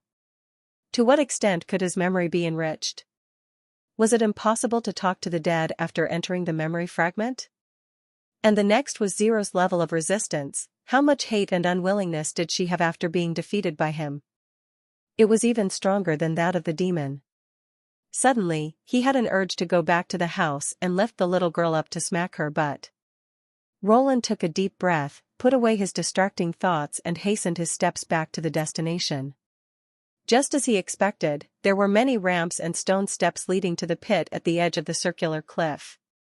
Some of them were very spacious and did not lose to the main roads at Neverwinter. The more he walked down, the more he was impressed about the size of the Red Mist Lake. Even if the upper half of the western region's Great Snow Mountain was flattened, it would not be that wide.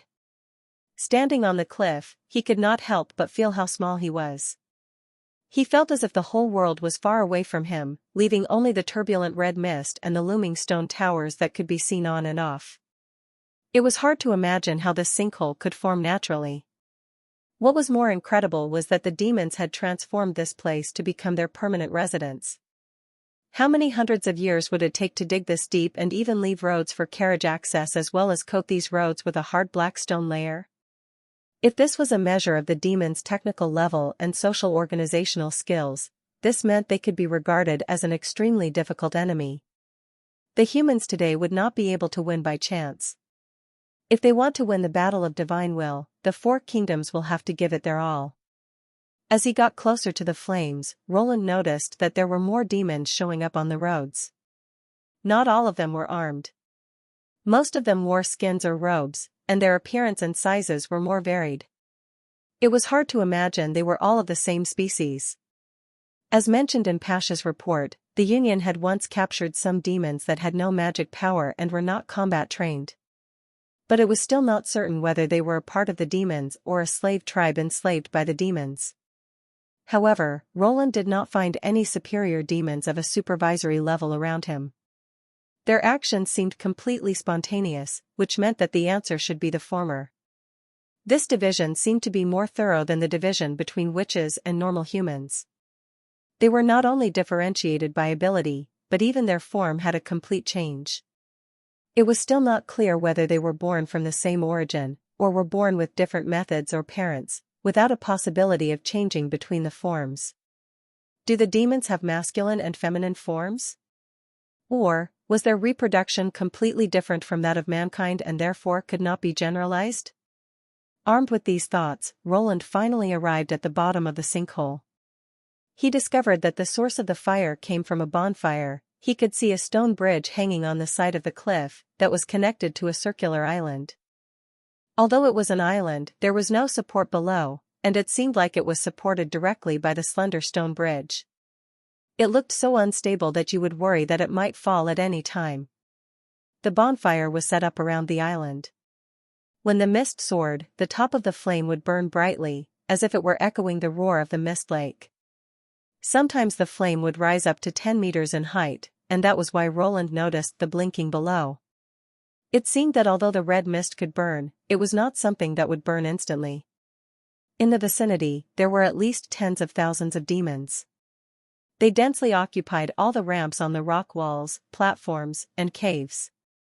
Colored pennants were flying up and down in the wild wind, and the unidentified howls almost covered the roar of the airflow in the hole. Roland blinked his eyes in shock. Were the demons carrying out a ceremony? Chapter 971, A Frightful Experience in a Demon's Memory. Hearing the prolonged blast of a horn, all the demons fell into silence simultaneously. The red mist, which looked like a crystal a moment ago, started to surge like boiling lava inside the gigantic sinkhole. 2 demons stepped out of the crowd and walked on the slender stone bridge. Roland found that one of them was clearly a mad demon whilst the other looked like the Lord of Hell Agatha mentioned. Though the former was the biggest mad demon he had ever seen, it looked mediocre in front of the giant crawler-shaped Lord of Hell.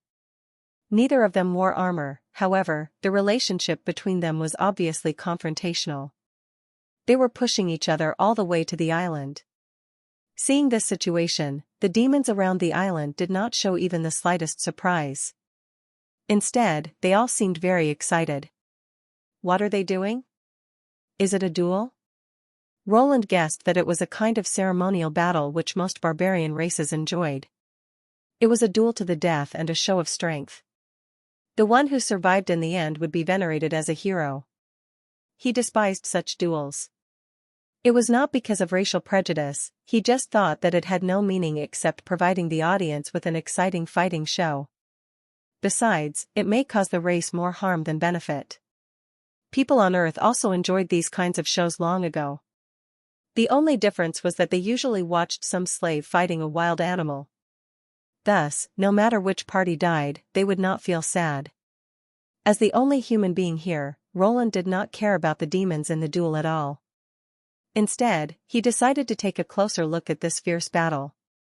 To the demons, he was now intangible and invisible like a ghost. Given that, he walked directly through the crowd and followed the 2 demons to the stone bridge. When he got onto the island, which was as large as Neverwinter Square, he found that someone was already there. His eyes widened in surprise when he saw the creature clearly. It seemed to be a female demon. He was not sure about this impression at first, but he could not deny that it resembled a woman in many ways. Besides, she looked quite attractive. Wait, it's not scientific at all. He became alert. How can an alien species who are completely incompatible with mankind produce an individual who's so much like a woman? It's reasonable that some of them may have evolved to walk upright since height would give predators a better view and a practical advantage in hunting. However, it's really hard to believe that this extent of similarity was purely coincidental. On second thought, he believed that other people would hardly agree with him that this female demon was attractive. She had livid skin, prominent horns, an extra eye on the forehead and bony spurs all over her shoulders and arms. Different from a time traveler with wide experience like Roland, they would probably be terrified by her appearance. Before the duel, the two demons bowed to the female demon who wore a white robe before moving to either side of the island to take up their positions. They stood close to the edge of the island, facing the red mist lake solemnly. The female demon walked slowly to the island's edge and began to sing a soprano. The lake vigorously rippled as if something was about to come out. Roland wondered, maybe it wasn't just a duel, or maybe these two demons weren't dueling at all. Suddenly, two stout tentacles popped out of the lake. They swung respectively at the mad demon and the Lord of Hell. It looked like they were going to crush the demons at any minute, but surprisingly, both of the demons raised their arms as if they had willingly given up resistance. The female demon shouted out, causing the tentacles to reluctantly stop above each demon's head. They wiggled for a moment before each spitting out some mucus and a crystal gemstone. The demons used their fingers to rip open their chests before inserting the gemstones into their bodies without the slightest hesitation. Instantly, a strong light radiated from their bodies, making it difficult for Roland to open his eyes. His heart sank. Are those magic stones? Is that how the demon warriors get their supernatural power? No, it can't be. Mad demons are just common soldiers. There are thousands of them in the demon army. How could the demon city afford to hold a grand ceremony like this to convert each mad demon? A few minutes later, the blinding light gradually subsided, revealing a shocking scene. The mighty Lord of Hell curled into a ball under tremendous pain. All the spiracles on its back opened as it continuously leaked white fog. It seemed as if its body was melting. The mad demon appeared to be much better compared to the Lord of Hell. Although its body also shrank after absorbing the magic stone, Roland believed that this was just a common side effect. Its arms and legs were not as stout as before and distinct blue veins appeared from the wound on its chest. It looked miserable, however, at least it was still able to stand. Looking at the two demons, Roland could not help thinking of the incarnation ceremony of the gods' punishment army. Do demon warriors also need to sacrifice their lives to get magic power? The next moment, the Lord of Hell issued a piercing cry. It lifted its upper body and sprang towards the female demon on the island. With a loud bang, the entire floating island trembled. Roland thought that he was going to see a crushed body under the Lord of Hell, but to his surprise, there were only a few shattered stones instead. The Lord of Hell had missed its target. It got irritated and shifted its red eyes to the mad demon combatively. That's it. I've understood why they acted this way. A demon won't die after absorbing a magic stone, instead, it'll change. The Lord of Hell, who was an intelligent life form a moment ago, now looked more like a crawler and behaved as if it was an irrational beast. The mad demon did not flinch at all. It fought the giant crawler fanatically. After absorbing the magic stone, it seemed to obtain a new ability along with a smaller and agiler body. The seemingly powerful four-legged crawler was forced to retreat by the mad demon. The hot steam it emitted could only damage a corner of the mad demon's garment, whilst the mad demon's waves of black light were able to easily cut the crawler's body. Roland could see the crawler's bones from its open wounds. In less than 5 minutes, the duel was drawing to an end. The mad demon tore off the crawler's tail. It quickly peeled the skin and flesh off the tailbone before throwing it back to the dying crawler to give a decisive blow. The bone pierced the Lord of Hell's head and killed it. The whole process was as fast as lightning. Roland, who was standing by watching the whole duel, now looked grave. He noticed that the mad demon's arm did not wither after throwing the tailbone. The frenzied mad demon walked step by step to the dead crawler. It grabbed the magic stone from the crawler's dead body and swallowed it along with the flesh and blood adhering to the surface. The audience suddenly burst into exclamation. The female demon somehow appeared on the island again before Roland realized. She seemed to raise her eyebrows in surprise. Once again, the mad demon revealed a painful expression as steam discharged from its nostrils and ears. Roland clearly saw that it was grinning. It seemed to be enjoying this torment very much. This time, the converting process was much longer. It did not gradually recover until roughly half an hour later. Tearing off its old blister-covered skin, it revealed a completely different appearance. Roland could not help gasping at its new figure. Its face now resembled a human being's. Seeing this, the audience all cheered simultaneously. Sharita. Roland did not know who called out this word first, but quickly, all the demons followed and repeatedly chanted together. Sharita. Sharita. Sharita. Hearing the reverberating roar of the demons, Roland's heart further sank. He thought of the rumor Pasha mentioned. The rumor was that, long before the beginning of the first battle of divine will, someone had got in contact with the demons. That person had taught knowledge to the demons, who were no different from beasts. This might be the reason why senior demons looked more and more like humans. Chapter 972, Going to War. After leaving the dream world, Roland still felt the cold on his back.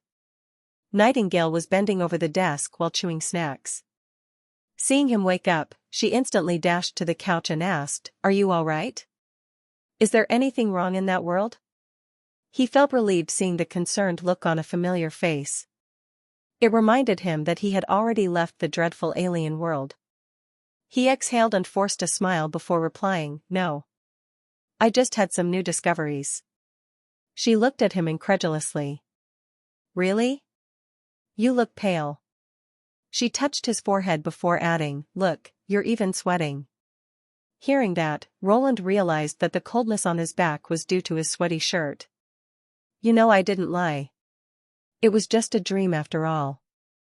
But now, he was not as confident about this statement. The dream world had become increasingly complicated and more like a real world. "I don't know," said Nightingale. Her mouth twitched. "What?" said Roland in surprise. "I need to use my ability to discern the truth from a lie," she said with her hands laid out. "Now, you're not just the king of Grey Castle but also the leader of the ancient witches of Tequila as well as Sleeping Spell. Even the Kingdom of Dawn is under your control. You aren't an ordinary lord anymore and will naturally have more and more secrets in the future. If I knew everything about you, you wouldn't feel comfortable around me anymore." She paused. "You wouldn't like a person who could always look through, would you?" Nightingale turned her head away to evade his eyes. Looking at her, he could not help but chuckle. All his mental stress had disappeared. He was well aware of what she thought. Most lords did not want their followers or servants to know too much about themselves.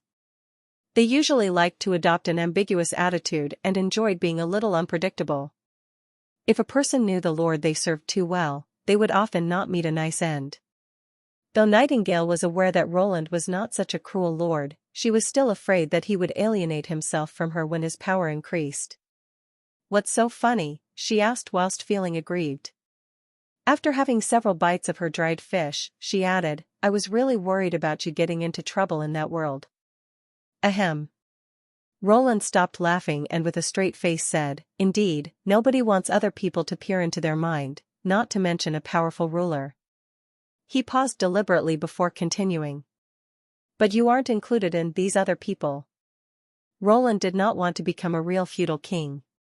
Having read about the ups and downs of many dynasties in history, he was sure of what he really wanted presently. He needed a group of truly trustworthy people to help him accomplish this grand undertaking. "What?" exclaimed the startled Nightingale. "If you hadn't come to Border Town, I would have been killed by the maid assassin sent by Garcia long ago," explained Roland slowly. "When the Battle of Divine Will starts, the situation will become even more dangerous for me. Besides, some people in the kingdom still think of me as their enemy. You're going to be very busy and I'll be heavily relying on you. How could I not treat you differently?" Roland found that he sometimes really liked the simple-minded people of this world. If he said this to a girl in the world he previously lived, she would probably roll her eyes and think that he was just trying to deceive her with sweet words. Besides, the most terrible lie isn't some plausible statement I may use to deceive others, but a lie I tell myself. With you around, I'll never have to worry about this problem. Nightingale tilted her head and muttered, "I can't stop you from deceiving yourself." "Of course you can. You're able to determine the credibility of a statement, aren't you? Like, 30% of a statement wasn't accurate or reliable, or alternatively, the whole statement was a downright lie. Well, yes, I can do that based on the feedback from my magic power. Then, when I announce a decision I'm unsure of, you can confirm if it's correct regardless of how confident I appear to be. Deluding myself into making a wrong decision will do more harm than being uncertain about it. When you notice me deceiving myself, you can give me hints. This stops me from making irreversible mistakes, said Roland with his hands laid out. Now do you see how important your job is? In that case, I'll ask you the same question again, but this time I'll use my ability, said Nightingale after a moment of silence. Please, said Roland as he gestured her to continue. Are you really all right? Asked Nightingale. So, the first thing she wants to confirm is still my safety, Roland thought to himself. I really am fine, he replied with a smile. After hearing that, Nightingale finally put her mind at ease. What are the new discoveries you mentioned? I'm going to tell the commanders of the United Front about that now. He stood up and walked to his desk, picking up the phone which linked his office to Third Border City, before announcing, I've seen a demon's memory fragment in the dream world. That's what I've seen. Roland described his entire experience in the dream world. He excluded the book of the Martialist Association and the message on the red note. What do you think of it? He asked. Pasha, who had already appeared on the light curtain, was the first one to answer his question. It's of great importance, Your Majesty. No one has ever returned alive from the City of Demons before. You are the first one to do so, even though it was just a dream experience. With this experience alone, you would be eligible to meet the 3 chiefs of the Union in person, said Alethea. She rarely had a positive attitude toward Roland, but this time she sounded exceptionally excited. The demons increase their power by absorbing magic stones. This explains many things that had baffled us before. Yes, given that a mad demon can acquire a new ability and evolve by taking in a magic stone, we can speculate that a senior demon is likely also created this way. It wasn't born a senior demon. To become such a powerful creature, it has to strengthen its power by absorbing a certain amount of magic stones. This explains why senior demons are able to have so many kinds of abilities, explained Celine, who studied magic power deeply. I've got a question, said Tilly, the leader of Sleeping Spell. Is there a limit on this power strengthening process? Her question made everyone in the meeting fall into silence. After a long time, Celine replied, I'm afraid that there isn't a limit. Does that mean a demon may grow even stronger than a transcendent? Asked Wendy with a frown. Witches and demons can't be directly compared like that, said Celine as she shook her main tentacle. Do you still remember the words left by the underground civilization? If our magic power keeps increasing, we'll become indefinitely close to the deities one day. Thus, as long as we keep manipulating our magic power, our understanding will grow and our abilities will enhance, allowing us to evolve without limit. This rule applies equally to witches, demons, and the underground civilization. Fortunately, it's not an easy journey. Getting close to the deities is hard, so don't worry too much. Celine continued, I reckon that this is very good news for us. If demons were born with various abilities, they would have a large number of senior demons now since they could reproduce countlessly in the past 400 years. Fortunately, we're now aware that they also rely on chances to evolve. Furthermore, based on His Majesty's description, their evolution isn't easily accomplished. Otherwise, the demons wouldn't react so enthusiastically to the mad demon's success. It's indeed impressive. Celine was able to get so much information from the scene I described. She has undeniably devoted her whole life to fighting demons. Roland exclaimed in his heart. After hearing your story, I'm even more worried about the rumor, said Pasha to Roland using mind communication. Your discovery, to some extent, has already confirmed it, which makes me feel very uneasy. Why did the person help the demons? I guess that means battles of divine will may not be as simple as we think. Roland replied through the mind connection, I agree with you. But no matter what, we can't change things that have happened in the past. All we can do now is fight to the death. After a while, Pasha exclaimed, Your willpower is exceptionally strong, Your Majesty. We underestimated you and thought of you as an ordinary man in the past. I have to admit that we were wrong about you. Roland smiled without saying anything. In fact, he had not been so determined at the very beginning. 6 days later, the vanguard units of the First Army entered the Demon's scouting area. Roland received a report from the front line. Sylvie reported that she found a group of devil beasts flying toward the First Army. Nightingale repeated what she had just heard to Roland whilst holding a sigil of listening in her hand.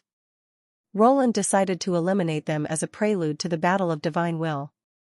He nodded and said, "Tell them to act according to the plan." Chapter 973, Combat Beyond Visible Range, Part 1. The sniper team was moving across the fertile plains, to the north of the western region. Guided by Sylvie, they quickly reached their assigned position, in a grove of trees, far away from First Army's position. According to the General Staff's plan, they would take care of any enemies within 5 kilometers in order to protect First Army without being spotted. Given that, the team had to stay away from the army, in case that some devil beast spotted the soldiers on the plains when the weather was clear. After all, there were more than 1,000 soldiers in the army. When moving across the plain, it was easy to notice them, even from 10 kilometers away. When the sniper team set out, the First Army soldiers stopped marching and camouflaged themselves. The sniper team included multiple witches to ensure its agility and flexibility. Lightning and Maggie formed the flight squad and the other witches were in the arc squad. They would work together to confuse and eliminate enemies to cover the movement of the First Army. All the soldiers were dressed in special camouflage uniforms which were called jungle camouflage. They were dyed with strange colors and made from special materials. Lightning and Maggie highly praised the camouflage uniforms. According to them, when they looked down from the sky, they could not easily discern the soldiers, and after the soldiers stopped moving, they seemed to disappear. Andrea also wore such a uniform. But she did not like it at all. It was not well tailored and completely without a fitted shape. Wearing such clothes, everyone looked the same. The brown and green color seemed to be daubed on the uniform casually and its fabric was as rough as the bark of a tree. If it had not been for the special lining made by Saloya, her skin would have been scratched by the uniform. She wondered where His Majesty found this crudely made material. However, she would never complain about it no matter how much she hated it. As a noble lady, she had to remain elegant in all circumstances and more importantly, she did not want to give Ashes a chance to mock her. She'll tease me mercilessly about being picky and say that I'm still too fragile. She'll argue that my trip to the Kingdom of Dawn must have fed my arrogance. I can clearly predict what she's going to say and how she's going to say it.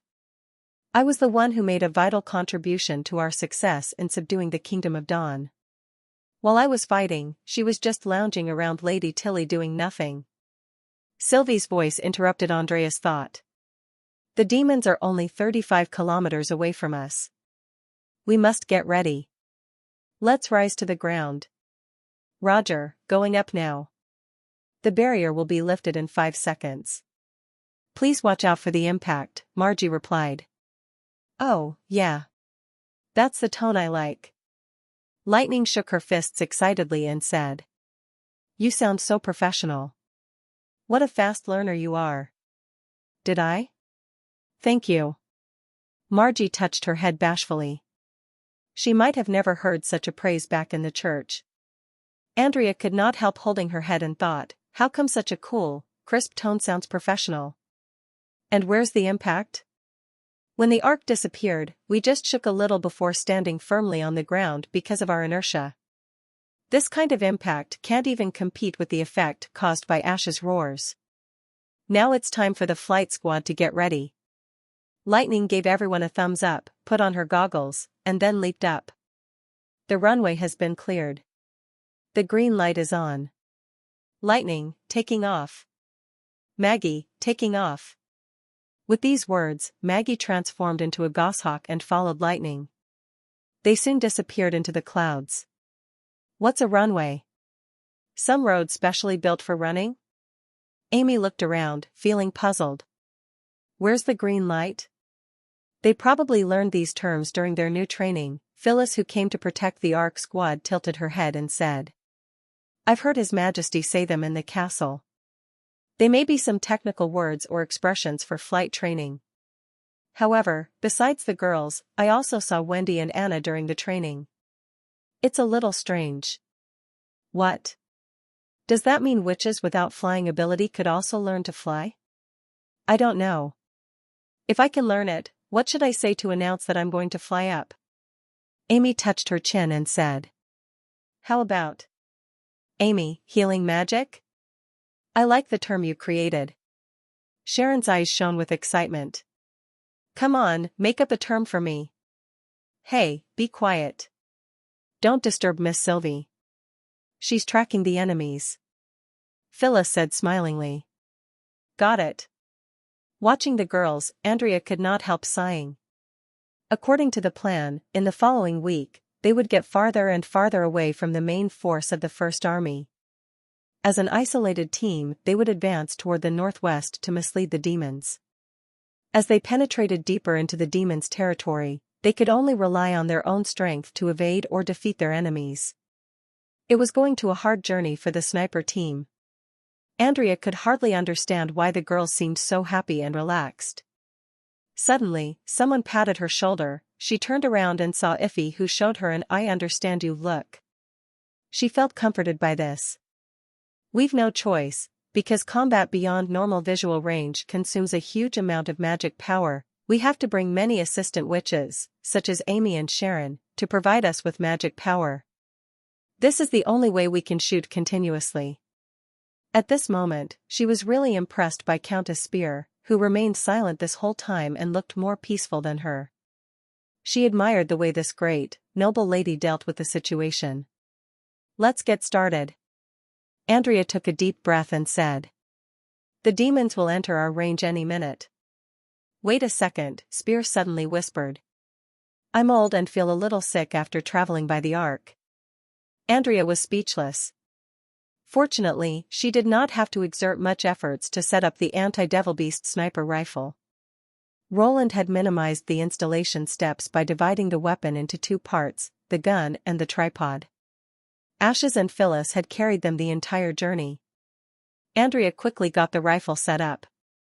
She found that this sniper rifle without a scope turned out to be easier to operate when compared to a bolt rifle she had used before. She inserted a palm-sized bullet into the chamber of the rifle and nodded to Camilla Derry. Camilla closed her eyes and extended her hands to touch Andrea and Sylvie. Instantly, Andrea saw the world differently. Everything within her sight was distorted.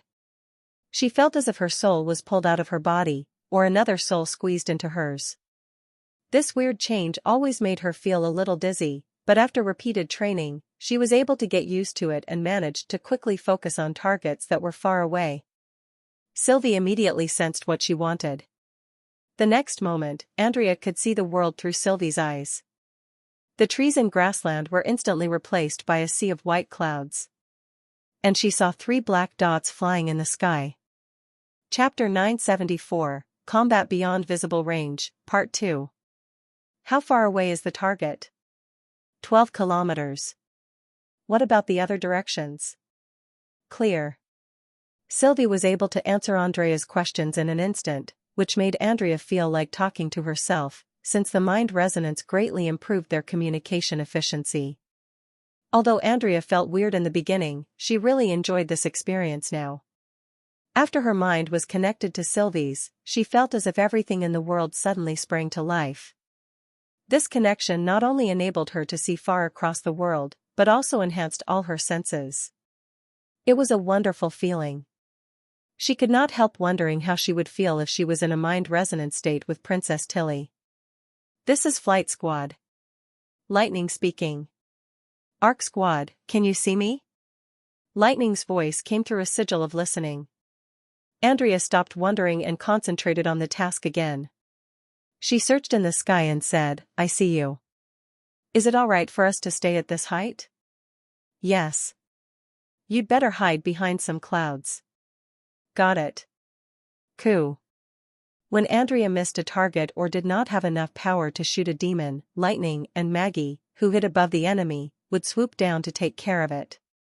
When Lightning flew at her full speed, she was 3 times faster than a devil beast, and Maggie could quickly transform into a beast.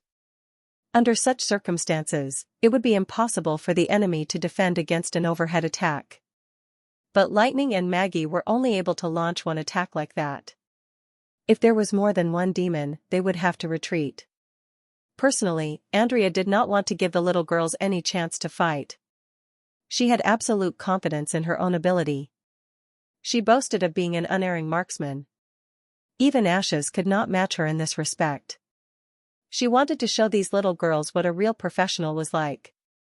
6 kilometers. Sylvie warned her again. Good, I've locked onto the first target. Andrea closed her eyes and focused her mind on her target.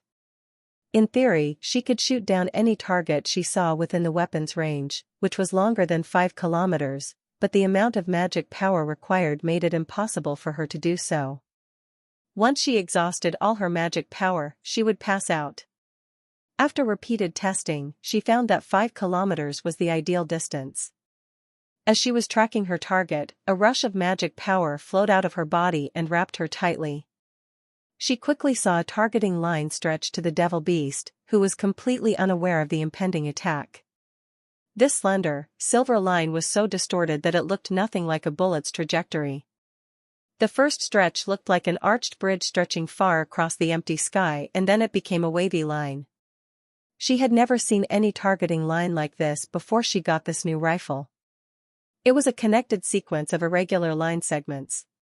It kept changing all the time, and the middle part of it seemed like a spider silk thread waving in the wind, but the end of it was always fixed to her target.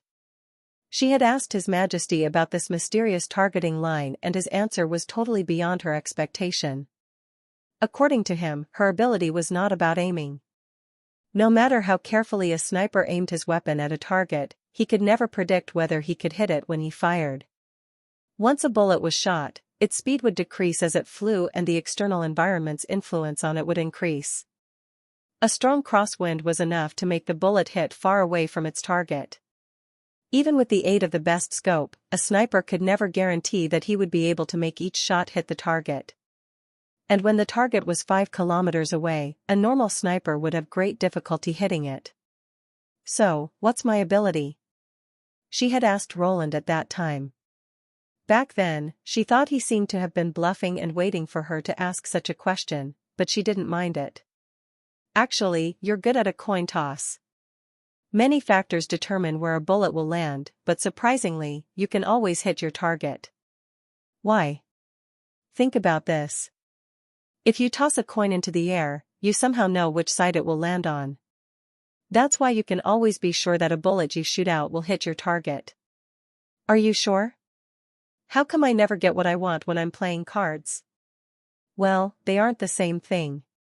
Do you wish to get stronger? There's a theory that may greatly increase your ability. Really? What's it? His Majesty had replied smilingly, probability theory. From the viewpoint of conditional probability, many different factors can affect your shooting results, but you're able to control or remove the effect of these conditions. Trust me, you'll have unlimited potential as long as you can master this theory. Andrea still clearly remembered that His Majesty had handed her the book with a smile on his face. During that moment, she had been thrilled as if she could see a smooth road to a bright future and had thought excitedly, I'm going to be a transcendent. However, this excitement had only lasted until that night. She had opened the book, Probability Theory, and failed to understand anything in it. What the hell is this? Normal people could never understand this book. Crack. Andrea pulled the trigger when the silver guiding line dissolved into the background. With a flash flames, the shot rang out. It was much louder than a bolt rifle. The sound wave was so strong that she felt as if it had hammered her chest, and the heavy recoil kicked her shoulder. Thanks to the impact resistance coatings on the stock and the cushioned tripod, she didn't experience a severe impact from the recoil. Before the dust settled, she was ready for a second shot. A flow of magic power poured into her body. The witches acted according to their training. Besides Margie and the witches assisting Andrea, all the witches, including the combat witches who came to protect everyone, would provide magic power for Andrea. What happened? Did you hit it? Everyone asked with concern. After all, the first shot was the key to determining the success or failure of this operation. "The bullet has a long distance to travel, but it won't miss the target," said Andrea, confidently. "That's it, just as His Majesty said. I've already known how the coin will land." The bullet was traveling at such a high speed that even Sylvie was unable to track it, but Andrea could clearly describe its trajectory. After flying 4 kilometers, it would start to drop toward the ground. Although a stray bullet was still fast and lethal, it would miss the target if it continued to travel like that. However, a strong gust of wind would change everything. She felt that it was like skipping a stone on water. When her bullet hit the wind, it would begin to ascend like a bird riding on the wind and would make an arc across the sky. This was the only way the bullet could avoid the 2 devil beasts flying in the front of the formation and hit the last one in line. Andrea pulled the trigger again, but this time, she did not hurry to prepare for the third shot. Instead, she turned her gaze toward her first target, the devil beast at the back of the formation. "Bang," she whispered. The next moment, the devil beast shook violently, a cloud of blood erupted from its back, and its organs began to fall out of its broken body. The demon on its back was torn into 2 parts. Its upper body was thrown high and red mist began spraying out from the tanks they were carrying. From a distance, it looked a red flower blooming in the sky. Chapter 975, A Night in the Wild. If the demon flying at the forefront noticed what happened behind, it would have been able to escape. Although Andrea could easily shoot down a floating balloon from the air during previous live-fire drills, she noticed that it was much harder to predict the movements of a living being. Once she pulled the trigger, the bullet would dart toward a definite position. She could not control the situation if the target left that position on its own. Thus, if a living being became aware of the danger and suddenly decided to change its path, her bullet would most likely miss the target. She never missed a close target and always knew the result shortly after an attack was launched. Now, however, she needed to wait patiently for the result as the bullet had to travel 5 kilometers to hit its target. She could determine which side a coin would land on when it was tossed onto a table, but she could not glue them down to ensure the result. If someone suddenly tapped the table or flicked the coin with a finger as it landed, it could still cause the coin to flip to the opposite side. Thus, she would not feel surprised if the demon escaped. If it did try to escape, the flight squad would swoop down to take care of it. Fortunately, the demon did not notice anything unusual. It was not because the demon was not vigilant enough. By flying hundreds of meters above the ground, it could hardly hear anything except the wind whistling. Additionally, as it flew facing the wind, this whistling would be further amplified. When they had started to prepare this combat plan, Lightning had concluded from repeated testing that as long as the demon was flying 10 meters ahead of the target, it would not hear anything when a bullet went through the target behind it. That was why Andrea chose to shoot down the demon flying at the end of the row first. The big bullet left an opening in its belly and completely destroyed its inner organs. After they fell out of its body, it could not even make a scream. Given that, the demon flying in the front did not notice anything abnormal and thus missed its only opportunity to escape. After a dozen seconds, another bullet came from above and shot into its chest, passing through its body before breaking the spine of the mount below. The devil beast who flew in the middle carrying a pack on its back now noticed something was wrong, but it was not intelligent enough to understand the current situation. Driven by its instincts for survival, it turned around and flew toward Tequila. Andrea locked onto it. She foretold the coin's face for the 3rd time. In the late afternoon, the ark rose from the ground again.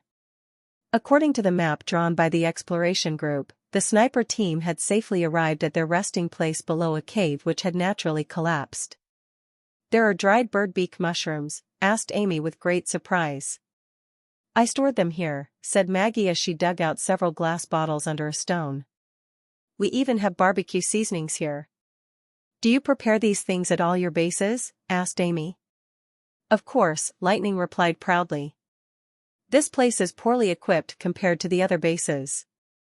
If we were at Forest Pavilion now, we'd be able to hold a banquet with the amount of food we've stored there." "Forest Pavilion?" Sharon asked whilst intrigued, "Where's it at?" It's near the impassable mountain range and a big tree that's as large as a castle, said Maggie while drawing an invisible outline in the air. We asked Leaf to build a roof and a sunning ground to dry our jerky. I'm afraid that only His Majesty Roland can tolerate you stealing his salt and spices. Countess Spear rubbed her forehead. I estimate that these seasonings cost several gold royals. If you do this to any other lord, he'll definitely throw you into a boiling wok. Chief Butler of Sleeping Island nodded in agreement. I didn't steal them, Maggie retorted. I just picked them up from the ground. You picked them up? Spear asked doubtfully. They leaked from the buckets in the kitchen. I just collected them, said Lightning. And I didn't take them without paying, Lightning added. In the fjords, any explorer can earn lots of money by drawing maps, and I've drawn many maps for His Majesty. Well, His Majesty would never blame you even if you ransacked the kitchen.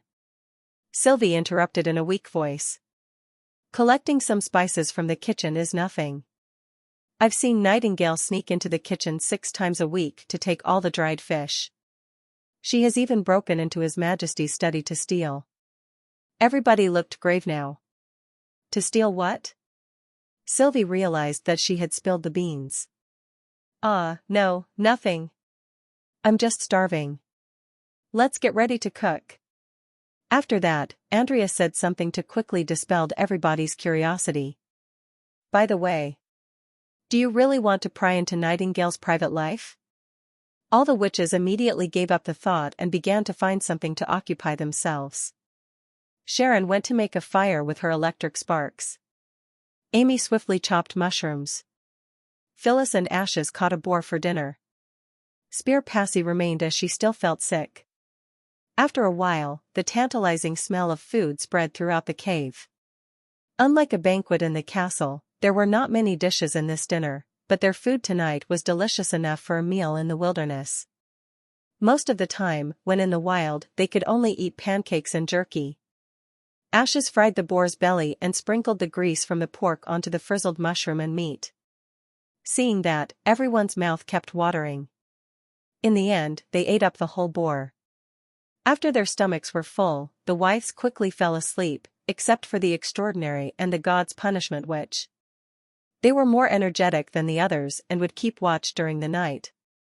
I'll be on watch for the first half of the night, said Ashes as she added some wood to the fire.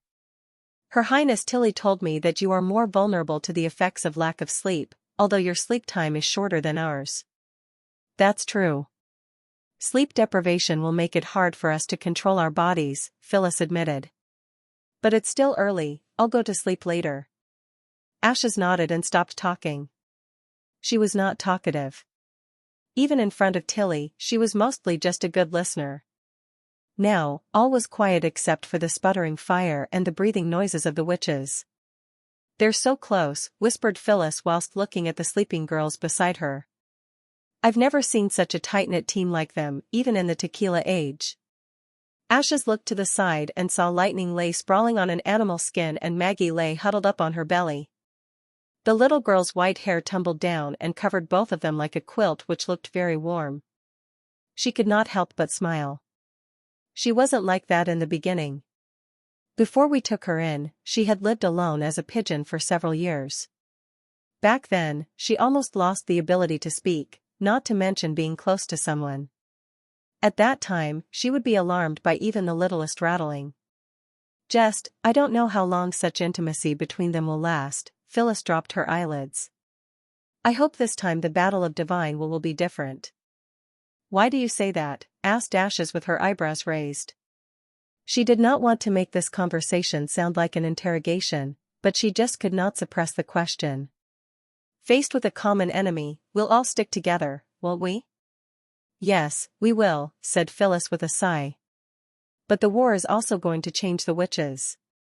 Haven't you noticed that magic power affects more than just our ability? Chapter 976, The Way to Transcendence. Magic affecting more than just our abilities? Ashes was surprised.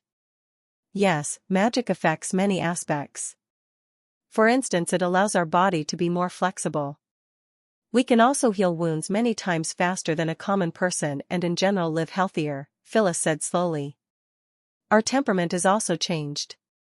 Wait, what do you mean by temperament?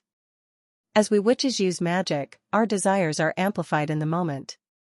This changes who we are.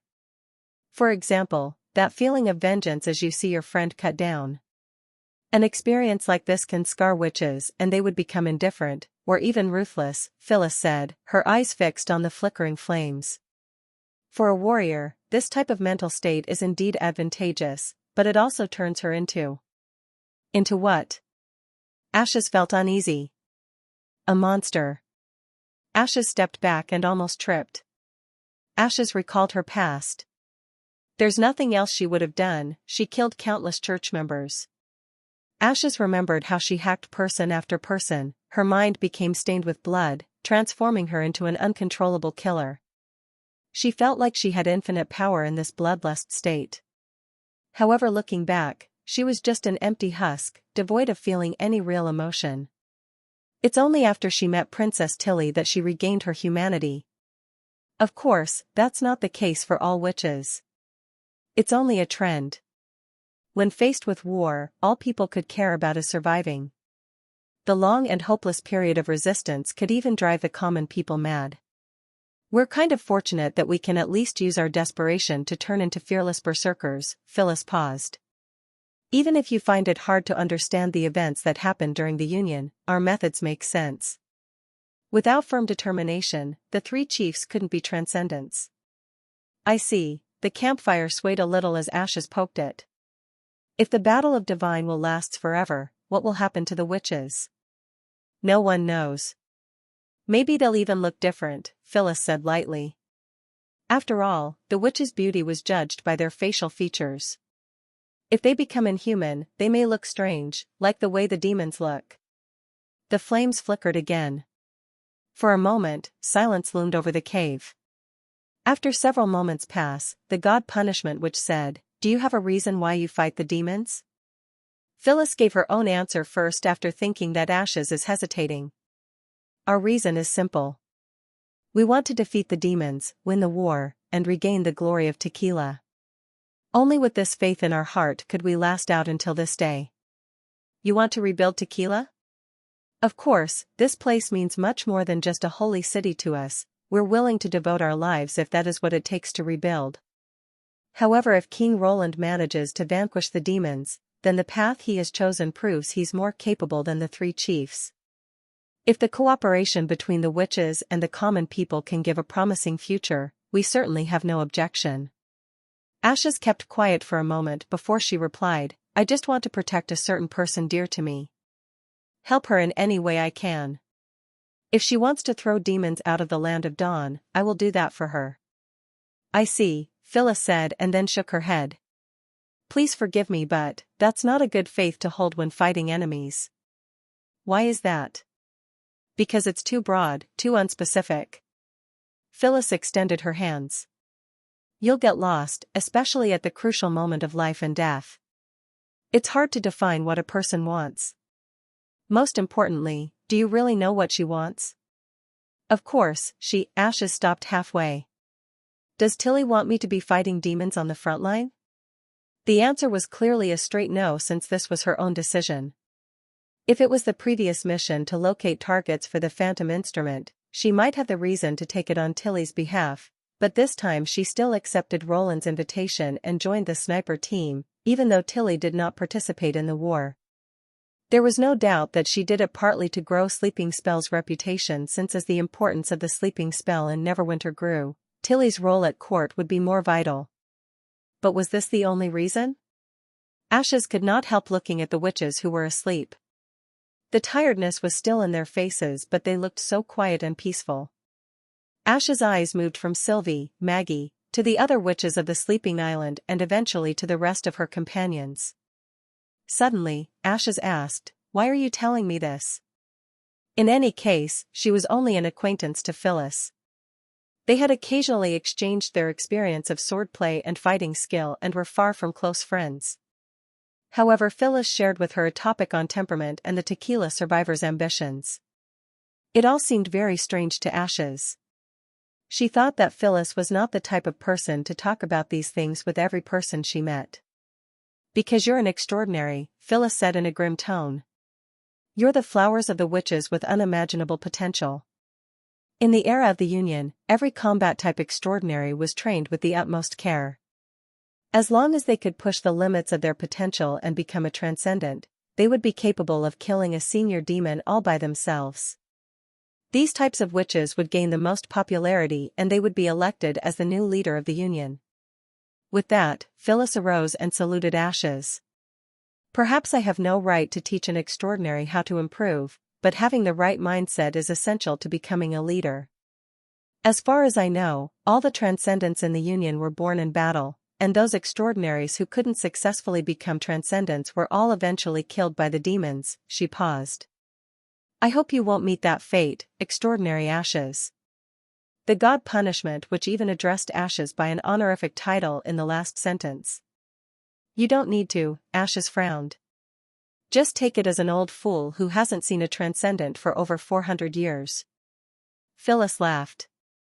"Don't worry, I won't salute you this way. It's time to sleep now though, I'll see you in 2 hours. Yeah, good night."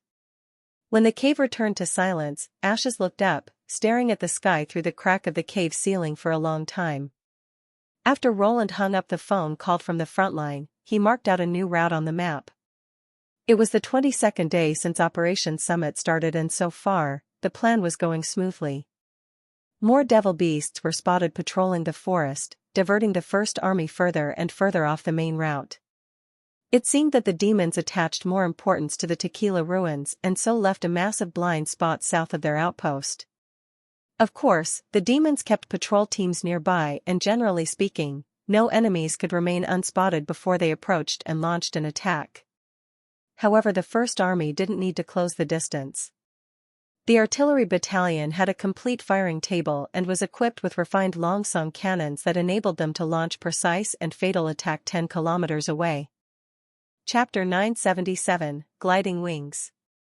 3 days, Nightingale said suddenly. "Yes, there are 3 days left." Roland nodded. "If we take the Army's current speed, they should reach the planned staging area within 3 days and launch attacks from there." The base was to be set on the slope of a hill facing the demon camp where it would look like a fort from the French Maginot Line.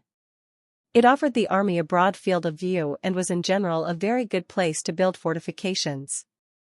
Once the First Army entrenched the hill, it was almost impossible for the demons to shake their defensive line that was formed by guns and cannons. In the meantime, however, a lot of pressure would be put onto the sniper team over the next few days. When the army was on the march, demon scouts could easily intercept with them while on the vast open plain. Witches would have to work double time to keep these scouts from reporting back. But as the demons send out more patrols, sheer numbers would just overrun the witches' surveillance net and demons would undoubtedly narrow down patrol areas where their scouts went MIA. Eventually, some credible information of the First Army's movements would make its way back. By then, it would be too risky for the witches to take any action. The best result would be if the demons noticed the witches' presence in the area and sent out their flying units whilst the witches make the decision to return to the First Army. This would waste the demons' strategic units and give the First Army enough time to make camp before the demons could launch a surgical strike. This assumes that the witches and demons would act this way though.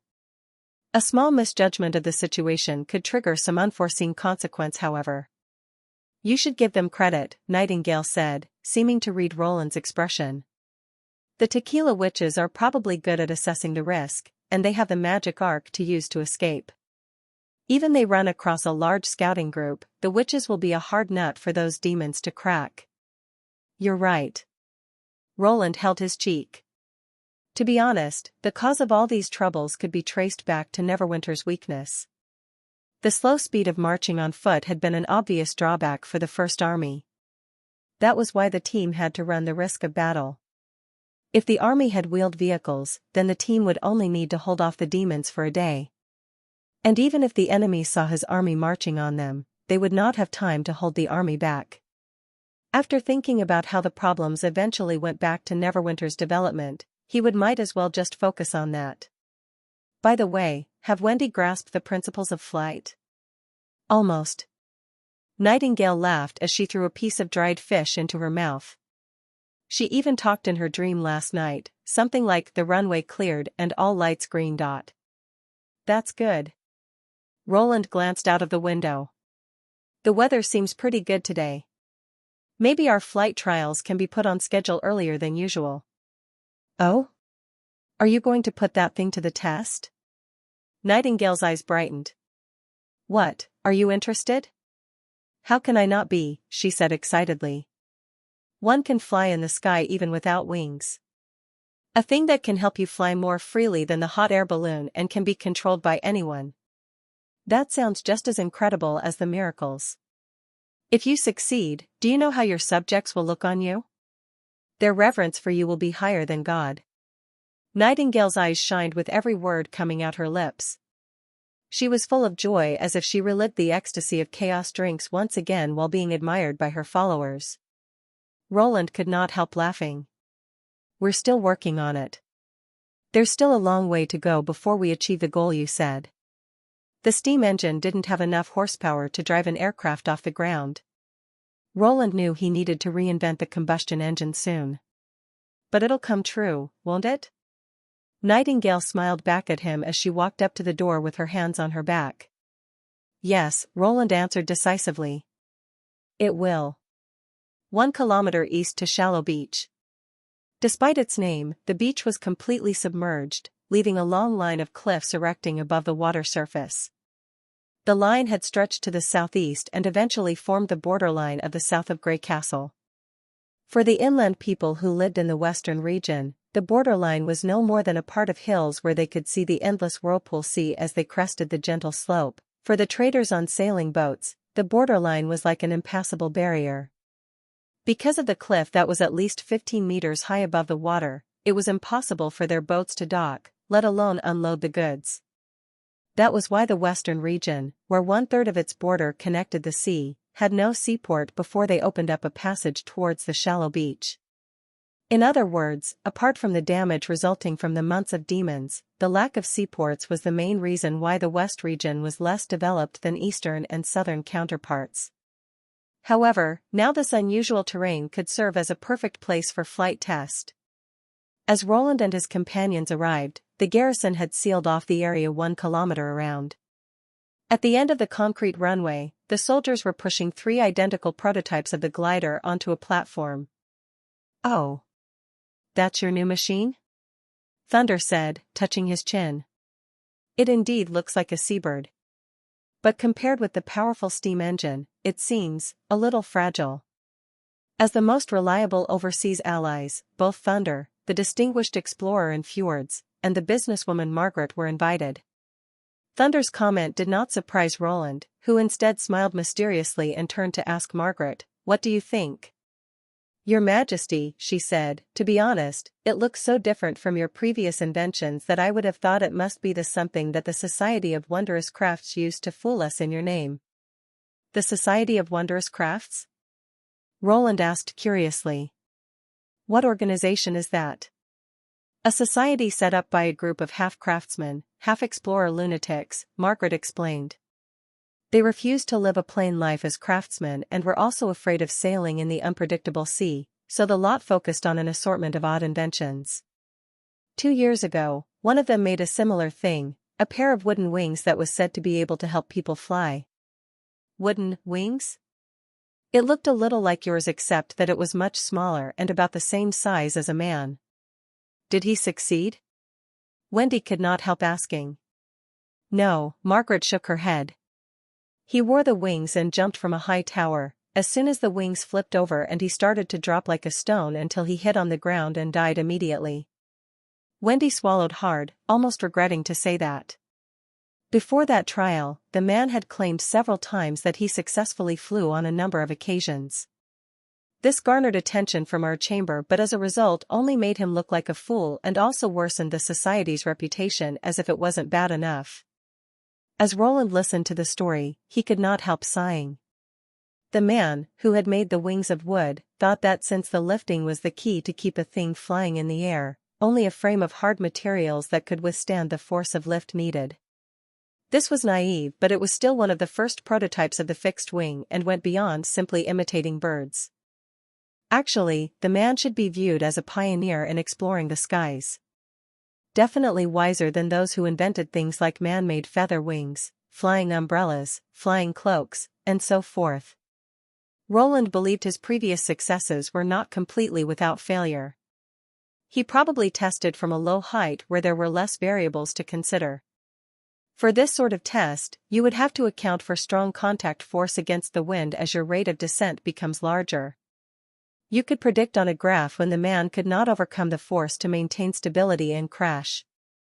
It was a pity that islanders and fjords only admired the explorers who could find new livable places for them and had a prejudice against those who were afraid of sailing. "We shouldn't call him a liar," Roland said slowly. "In fact, it's a great price we have to pay for the possibility of getting rid of the bond of the earth and being able to fly in the sky. Without the help of the witches, I also need to experience that testing process. If the man had a name, record his story." Margaret was a little shocked, then she dropped a curtsy. "As you wish, Your Majesty." Roland moved his eyes back to the Mark I glider, which was getting ready for its first flight. In contrast to the train and the iron ship, it indeed looked fragile. It had no cabin, and apart from the large wings, it was a frame with no covers.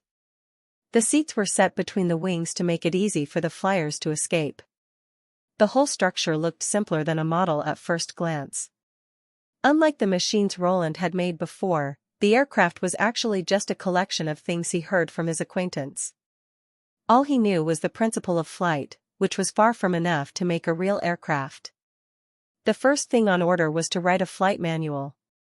These prototypes seemed simple, but they already contained all the essential factors the flyers needed to control the machine. It looked like a newly born hairless chick. But it was a beginning of a new wave of travel for all humans. Chapter 978, Flight. To give the glider speed, Roland requested the Ministry of Construction to build a runway along the cliff towards the sea. It was designed with both ends curved upward like a crescent. Once the glider was lifted and fixed in position, it could be released by unleashing the fixer. Due to gravity, it would glide forward and speed up until it darted out of the runway. The flyer would have a similar experience to sitting on a roller coaster in the modern world, though it would be far less thrilling. Of course, these alone were insufficient as the wings needed more power to ascend. Thus, Wendy had to provide some wind to lift the wings. Once the glider darted out of the cliff that was 15 meters above the water surface, it would have plenty of buffer space. Whether the glider ascended or descended, its slow speed provided both the flyer and rescuer time to prepare. This was the reason why Roland designed the prototype to have 2 seats in the first place. Now that both Lightning and Maggie were fighting on the barbarian land, the rescue job was naturally handed over to Tilly. She took the job joyfully. "It's time to board the plane," Roland said to both girls as he thought it was time to take off. Wendy nodded.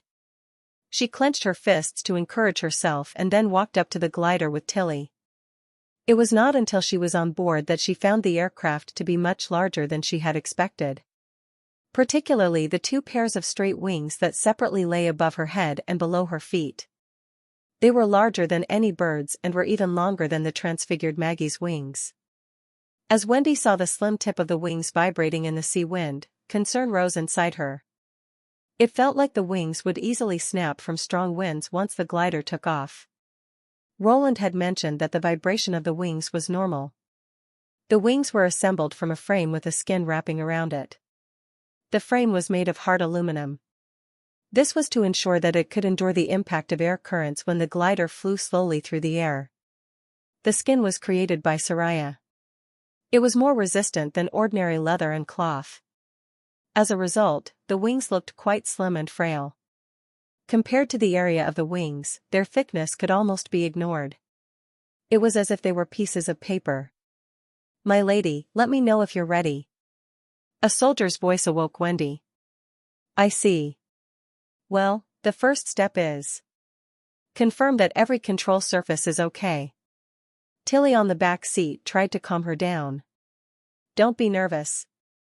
I'll protect you even if something goes wrong. Thank you. Wendy felt relieved when she heard that. Exactly, she was not the only one who took His Majesty's class on the principles of flight. If someone could remind her of the steps she had forgotten, she would make fewer mistakes. First, pull the main lever to control the tail elevator. Taking a deep breath, Wendy put both hands on an iron lever before her seat and pulled it.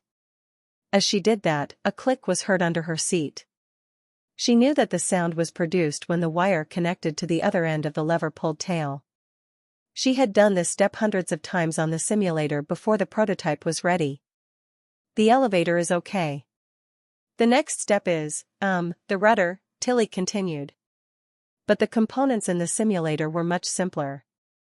It only contained 2 vertical levers, 2 pedals, and a few wire ropes. At first, it was hard for Wendy to believe that only these few things could allow the glider fly like a bird. After all, it was almost as simple as controlling as a bicycle. The elevation control lever could only be moved forward and back, while the direction control lever could only be moved left and right because the holder had limited their movement space. On the other hand, a bicycle's head could make circles. The rudder is okay too. Last is the aileron. According to His Majesty, an aircraft generally had 3 pairs of wings. 1 in the front and 2 in the back, giving the impression of the shape of when viewed from the front. The rudder, which was the erected part, worked like the one of a boat. It could change the direction of the aircraft's nose in the wind. The short horizontal bar was the elevator, which was also called the tail. It rose and dropped with the aircraft's nose, looking very similar to a rudder flipped on its side.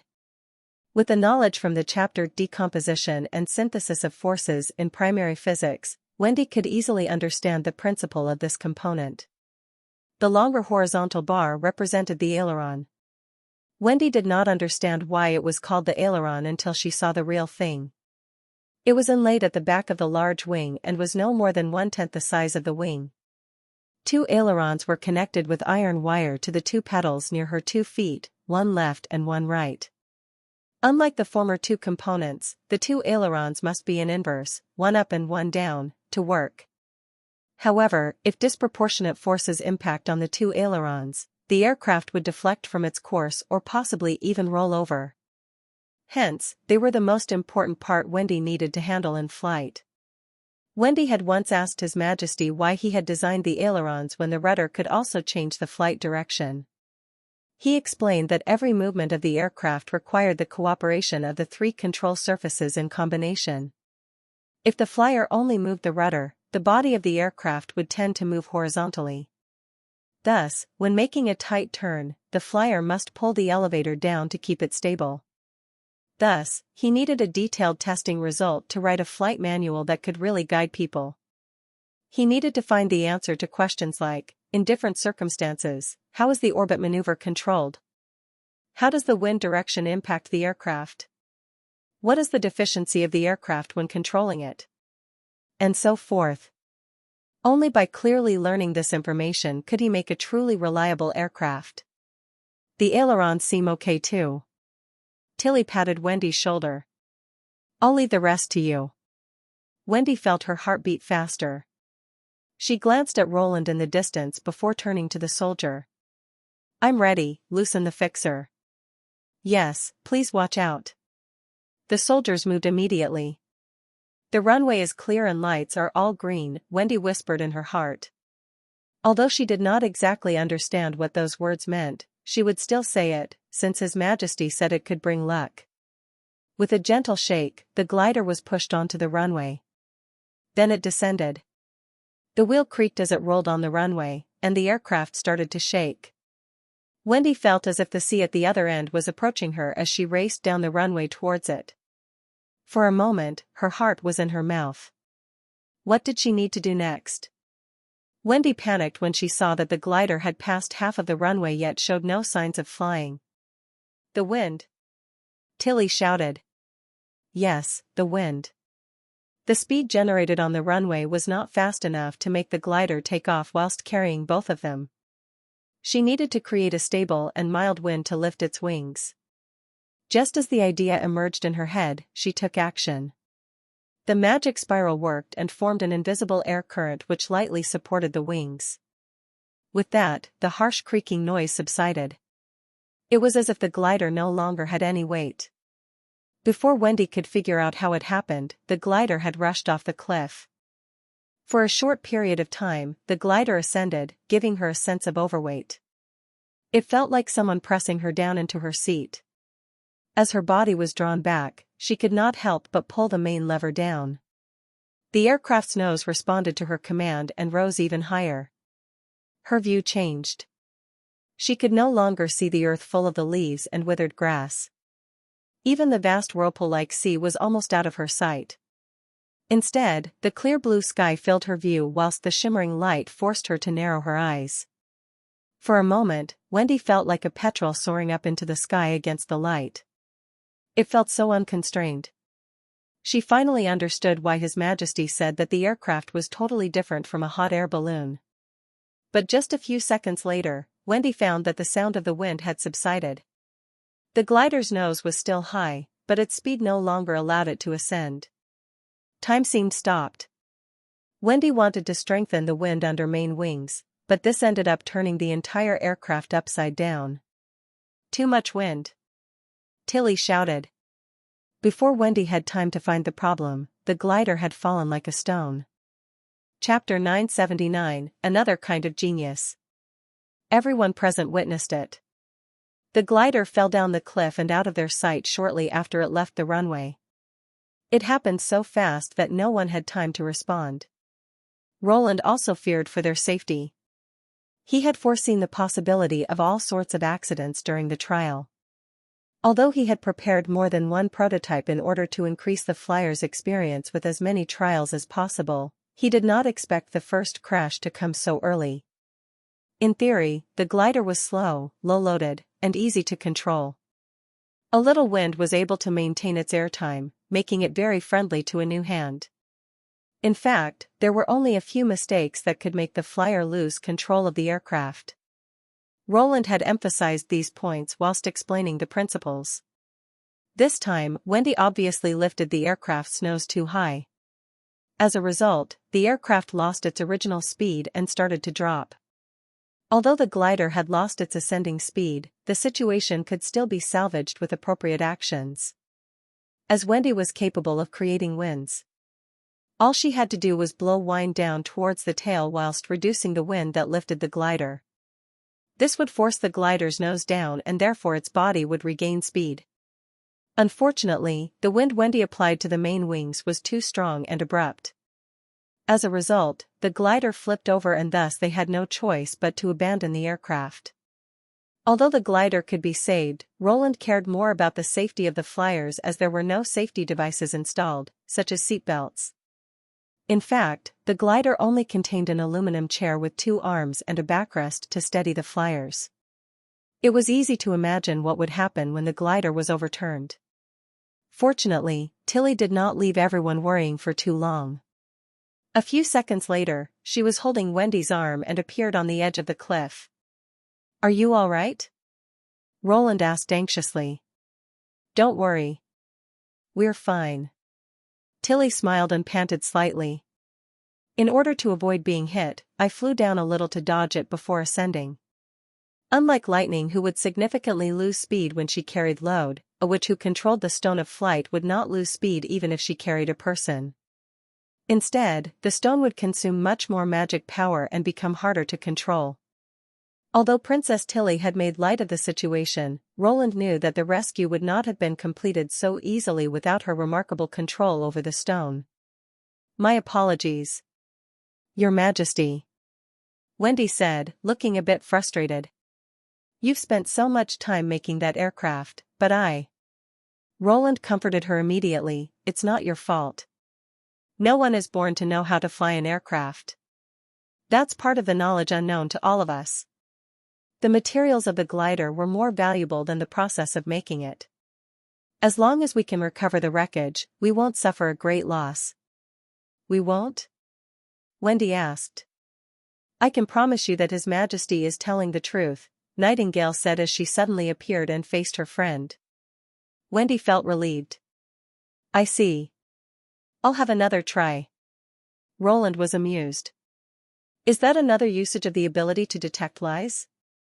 He always felt that Wendy had worked too hard after she was appointed the head of the Witch Union. Don't you want to rest? Asked Roland. No. Wendy exclaimed.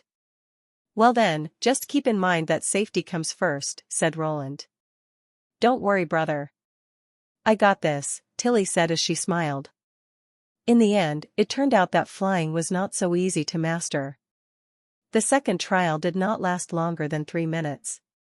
Surprisingly, Wendy made great progress this time. She managed to successfully raise the glider to an altitude of nearly 50 meters high. Unfortunately, as the glider was turning, the wings rolled too much. Roland could see that Wendy had been trying hard to adjust the wind direction in order to rebalance the glider. However, this only resulted in a short unstable wobble before it dropped once again. Tilly decisively pulled Wendy off the seat in advance, before the glider tumbled and crashed into the ground. Both wings were twisted completely out of shape, leaving the glider in an unflyable state until it could be repaired. Compared to the first flyer in human history, who only managed to fly 3 meters above the ground, the participants of this trial equally deserved to be remembered in history for their remarkable accomplishments. Sadly, Roland needed more than just putting an aircraft in the sky. To deal with the approaching battle of divine will, he had to equip the army with aircrafts as soon as possible. With such a high crashing frequency, Roland soon knew how depressing it felt to wreck 3 aircrafts in a single morning. What went wrong this time? Roland asked. We bumped into a crosswind, Tilly said as she shrugged. It caused us to lose speed. Wendy nodded, feeling guilty. I panicked and couldn't control the glider or my powers. If only I focused more on the glider's operation, I might have been able to prevent it from dropping, said Wendy depressingly. These words reminded Roland of a problem that he had previously ignored. Witches had to concentrate when exerting their powers, hence their abilities were prone to fluctuations when in a state of panic. Thus, if a witch could not accurately control her ability mid-flight, she could potentially worsen the situation instead of helping it. It seemed that this problem could only be solved with more practice. How about letting me have a try? Tilly suddenly said. You? Roland said whilst a little surprised. I took your class too. If I controlled the glider, there would be no need for me to worry about getting distracted by the wind. This way, Wendy would have less burden to bear. And, Tilly raised the corners of her mouth, her eyes shined, itching to have a try. I believe I can operate this big thing. Seeing as Wendy was not against it, Roland agreed after a moment of thought. Roland had chosen Wendy for the flight test because of her ability. She could sense the changes in the wind and generate air currents to support the glider when required. Though, it turned out that supporting the glider with wind was not as easy as he thought. In that case, it should be fine to change the plan slightly. Since Tilly was his nominal sister and the leader of Sleeping Spell, it was also part of his responsibility to make her happy. There was only one prototype left anyway, might as well let them try. It did not matter if they destroyed it, as next time he would prepare more alternatives. When the third glider took off, Roland came to realize that he had underestimated Tilly. The glider initially flew level to the sea before steadily rising. When the glider turned down away from the sun, the flight rhythm suddenly started to change. It flew soaring through the wind, like an agile petrel, alternating between the sky and sea. Although it may be inappropriate to compare a clumsy glider to an elegant petrel, the way the glider turned, swooped, and ascended was very graceful under Tilly's control. Roland felt a beautiful sense of harmony from its movements in the sky. Meanwhile, he realized that Tilly was not overly relying on Wendy to produce wind. She only required it when the glider lost both its speed and height. At these times, she would adjust the position of the glider to allow the magic wind to lift it higher. She was using the control surfaces on their own to control the glider. Furthermore, she has had no more than 30 minutes of piloting experience. It was surprising to see someone so gifted. Roland then realized why Tilly was more versed in using magic stones than any other witch. Based on Agatha's opinion, magic stones were not easy to control because a witch would feel a sense of discrepancy. It was as if the stone became an extra limb when she activated it. Could this be Tilly's area of expertise after becoming an extraordinary? It was this astounding nervous system that enabled her to coordinate and accept new things more easily and quickly. It explained why she could master the trick of steering an aircraft so quickly. Whilst in thought, Roland could not help feeling a surge of pity. It was a shame that he could not make a Gundam. Otherwise, the demons would have had to face an unparalleled ACE. An hour later, the glider was welcomed by the audience's wild cheers as it slowly pressed its tail and landed steadily on the grass. Chapter 980, Ordinary People. Will Lady Tilly be responsible for writing the flight manual? Anna put down her book and laughed gently. Wendy won't be frustrated, will she? Perhaps she will, but I think she can take care of herself. Roland moved a little to get in a more comfortable position. Why are you so sure? Nightingale asked for an advance on her next month's chaos drinks, and Scroll applied for 3 ice cream rolls. I believe that with both of them being with her, Wendy will recover in one night. Besides, I also gave her 2 bottles of fruit wine to comfort her. I don't think she'll brood on her failure after she gets drunk. Is the wine called Drink Yourself to Death? No, it's called Vanilla Medium. What? Such a common name. Nights like these were some of Roland's most relaxing moments. The two of them, having washed off a day's tiredness, leaned back against the soft, black velvet pillows and shared that day's stories. Anna would often prepare a book for bedtime reading, such as travelogues and biographies, while Roland would lay on his side and enjoy her beautiful face. This was one of the few times they could stay so close to each other ever since the construction of the railway in the misty forest began. Every 4 days, Anna had to take the train to the northwest and process the rail that Leaf had paved, then she had to return by train that evening.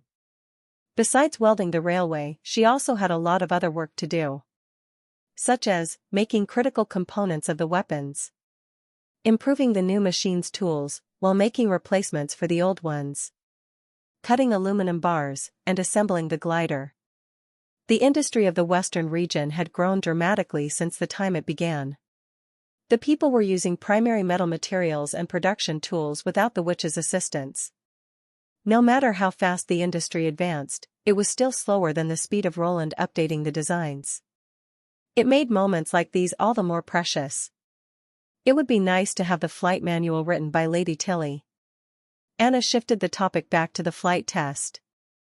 After all, your invention is made for all people to use and her feelings may be closer to the ordinary people. Besides, as far as learning ability is concerned, she has mastered almost as much knowledge as I have. She can probably offer you more help than Wendy. Yeah, this isn't something Wendy is good at, Roland said, nodding. I should have thought of it from the start. Have you thought out the machine for the new aircraft? Of course, he replied confidently, this is my expertise after all. Now that there's a dream world where I can find relevant materials, I'm able to draw the design for a prototype immediately. We can start to produce the aircraft directly after the oil fractionation tower is completed. After that, they talked about the other industrial problems of Neverwinter, including everything from technical details to development plans. The talk was comfortable and harmonious. Anna not only understood his meaning but also added many relevant comments and compliments. For Roland, it was refreshing to have someone so considerate and tactful. As Roland was staring at the girl's flashing eyes, his thoughts shot back to how few girls there were at his old mechanical engineering college and job. This would explain why he never saw any salary improvements, and suddenly he felt that there must be a god of mechanics blessing him. Anna laughed, probably after being stared at for too long. Do I look that beautiful? Roland did not answer. Instead, he led actions to express his feelings. He leaned over and kissed her ear. Had I known you were such a man, I would have acted earlier. Anna smiled. Does she mean the night she intercepted him at the castle gate after the end of the first celebration of the Months of Demons? What did you initially think of me? Roland wondered. In my eyes, no matter how merciful you are, in the end, a prince is a prince. You were also above all the nobles, which are very different from us as it is. Haha, sorry to disappoint you. He pretended to be sorry. I'm just an ordinary person. No, it couldn't be better. Anna shook her head and raised the corners of her mouth. Because I'm an ordinary person as well. 2 days later in the barbarian land. The main force of the First Army finally arrived at the station of Northbound Slope, on schedule. Iron Axe could not help having doubts, for it was such a smooth and peaceful journey as they had not suffered any attacks they had expected, not even aerial harassment. He had prepared to carve out a way through the many enemies, but he saw none of them. Their only battle was with a pack of hunting wolves. Apart from that, the entire plain was strangely quiet, as if all the watchers had been distracted by the sniper team. If that were the case, he could swallow his disbelief. But the information that the witches told him was not correct. In fact, the demons only strengthened their patrol forces in the first couple of days and then withdrew most of the devil beasts, leaving the outpost unpatrolled until now. It seemed that they had given up watching the area. After the army camp, Iron Axe summoned a meeting in the central camp with the general staff and the heads of the troops. Why do the demons stay quiet? What do you think? It is indeed a little strange. Agatha, who represented the witch union in this mission, mulled it over for a while and said, only the red mist can restrict their movement, but Sylvie said the outpost was still under construction, which means the red mist supply line is still ongoing. Their motives would be easy to understand if they were nobles, Night Morning Light said. It's either because something happened in their rear or their reluctance to sacrifice a few devil beasts. Then he turned to Agatha. Can Lady Sylvie see what's happening in the Tequila ruins? The ruins are too far away from the sniper team. Agatha shook her head. They gave up luring the enemy yesterday and are heading toward us. How long will it take them? Iron Axe asked. At least 4 days. Agatha glanced at the map. Although the magic arc is fast, they have been heading in the direction opposite from the first armies from the start. But if Lightning and Maggie move alone, the two of them will arrive by tonight. There is no need for us to guess their intentions, Edith suddenly said. Whatever they aim to do, it's a great opportunity for us. We have arrived at the station without any losses, and the underground supply line is running smoothly. It's the best start we could have hoped for. What we need to do next is set up the Longsong cannons and raise the demon's outpost to the ground.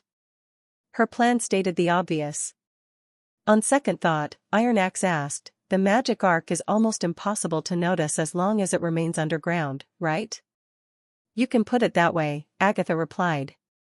Could Maggie bring Lady Sylvie here as well? I'll tell her. Thank you. Iron Axe quickly made a decision. Battalion Commander Vanner. Yes, sir. Vanner stepped forward. Set up the Longsong cannons and get ready to fire, he said clearly and carefully. The attack will begin tomorrow evening.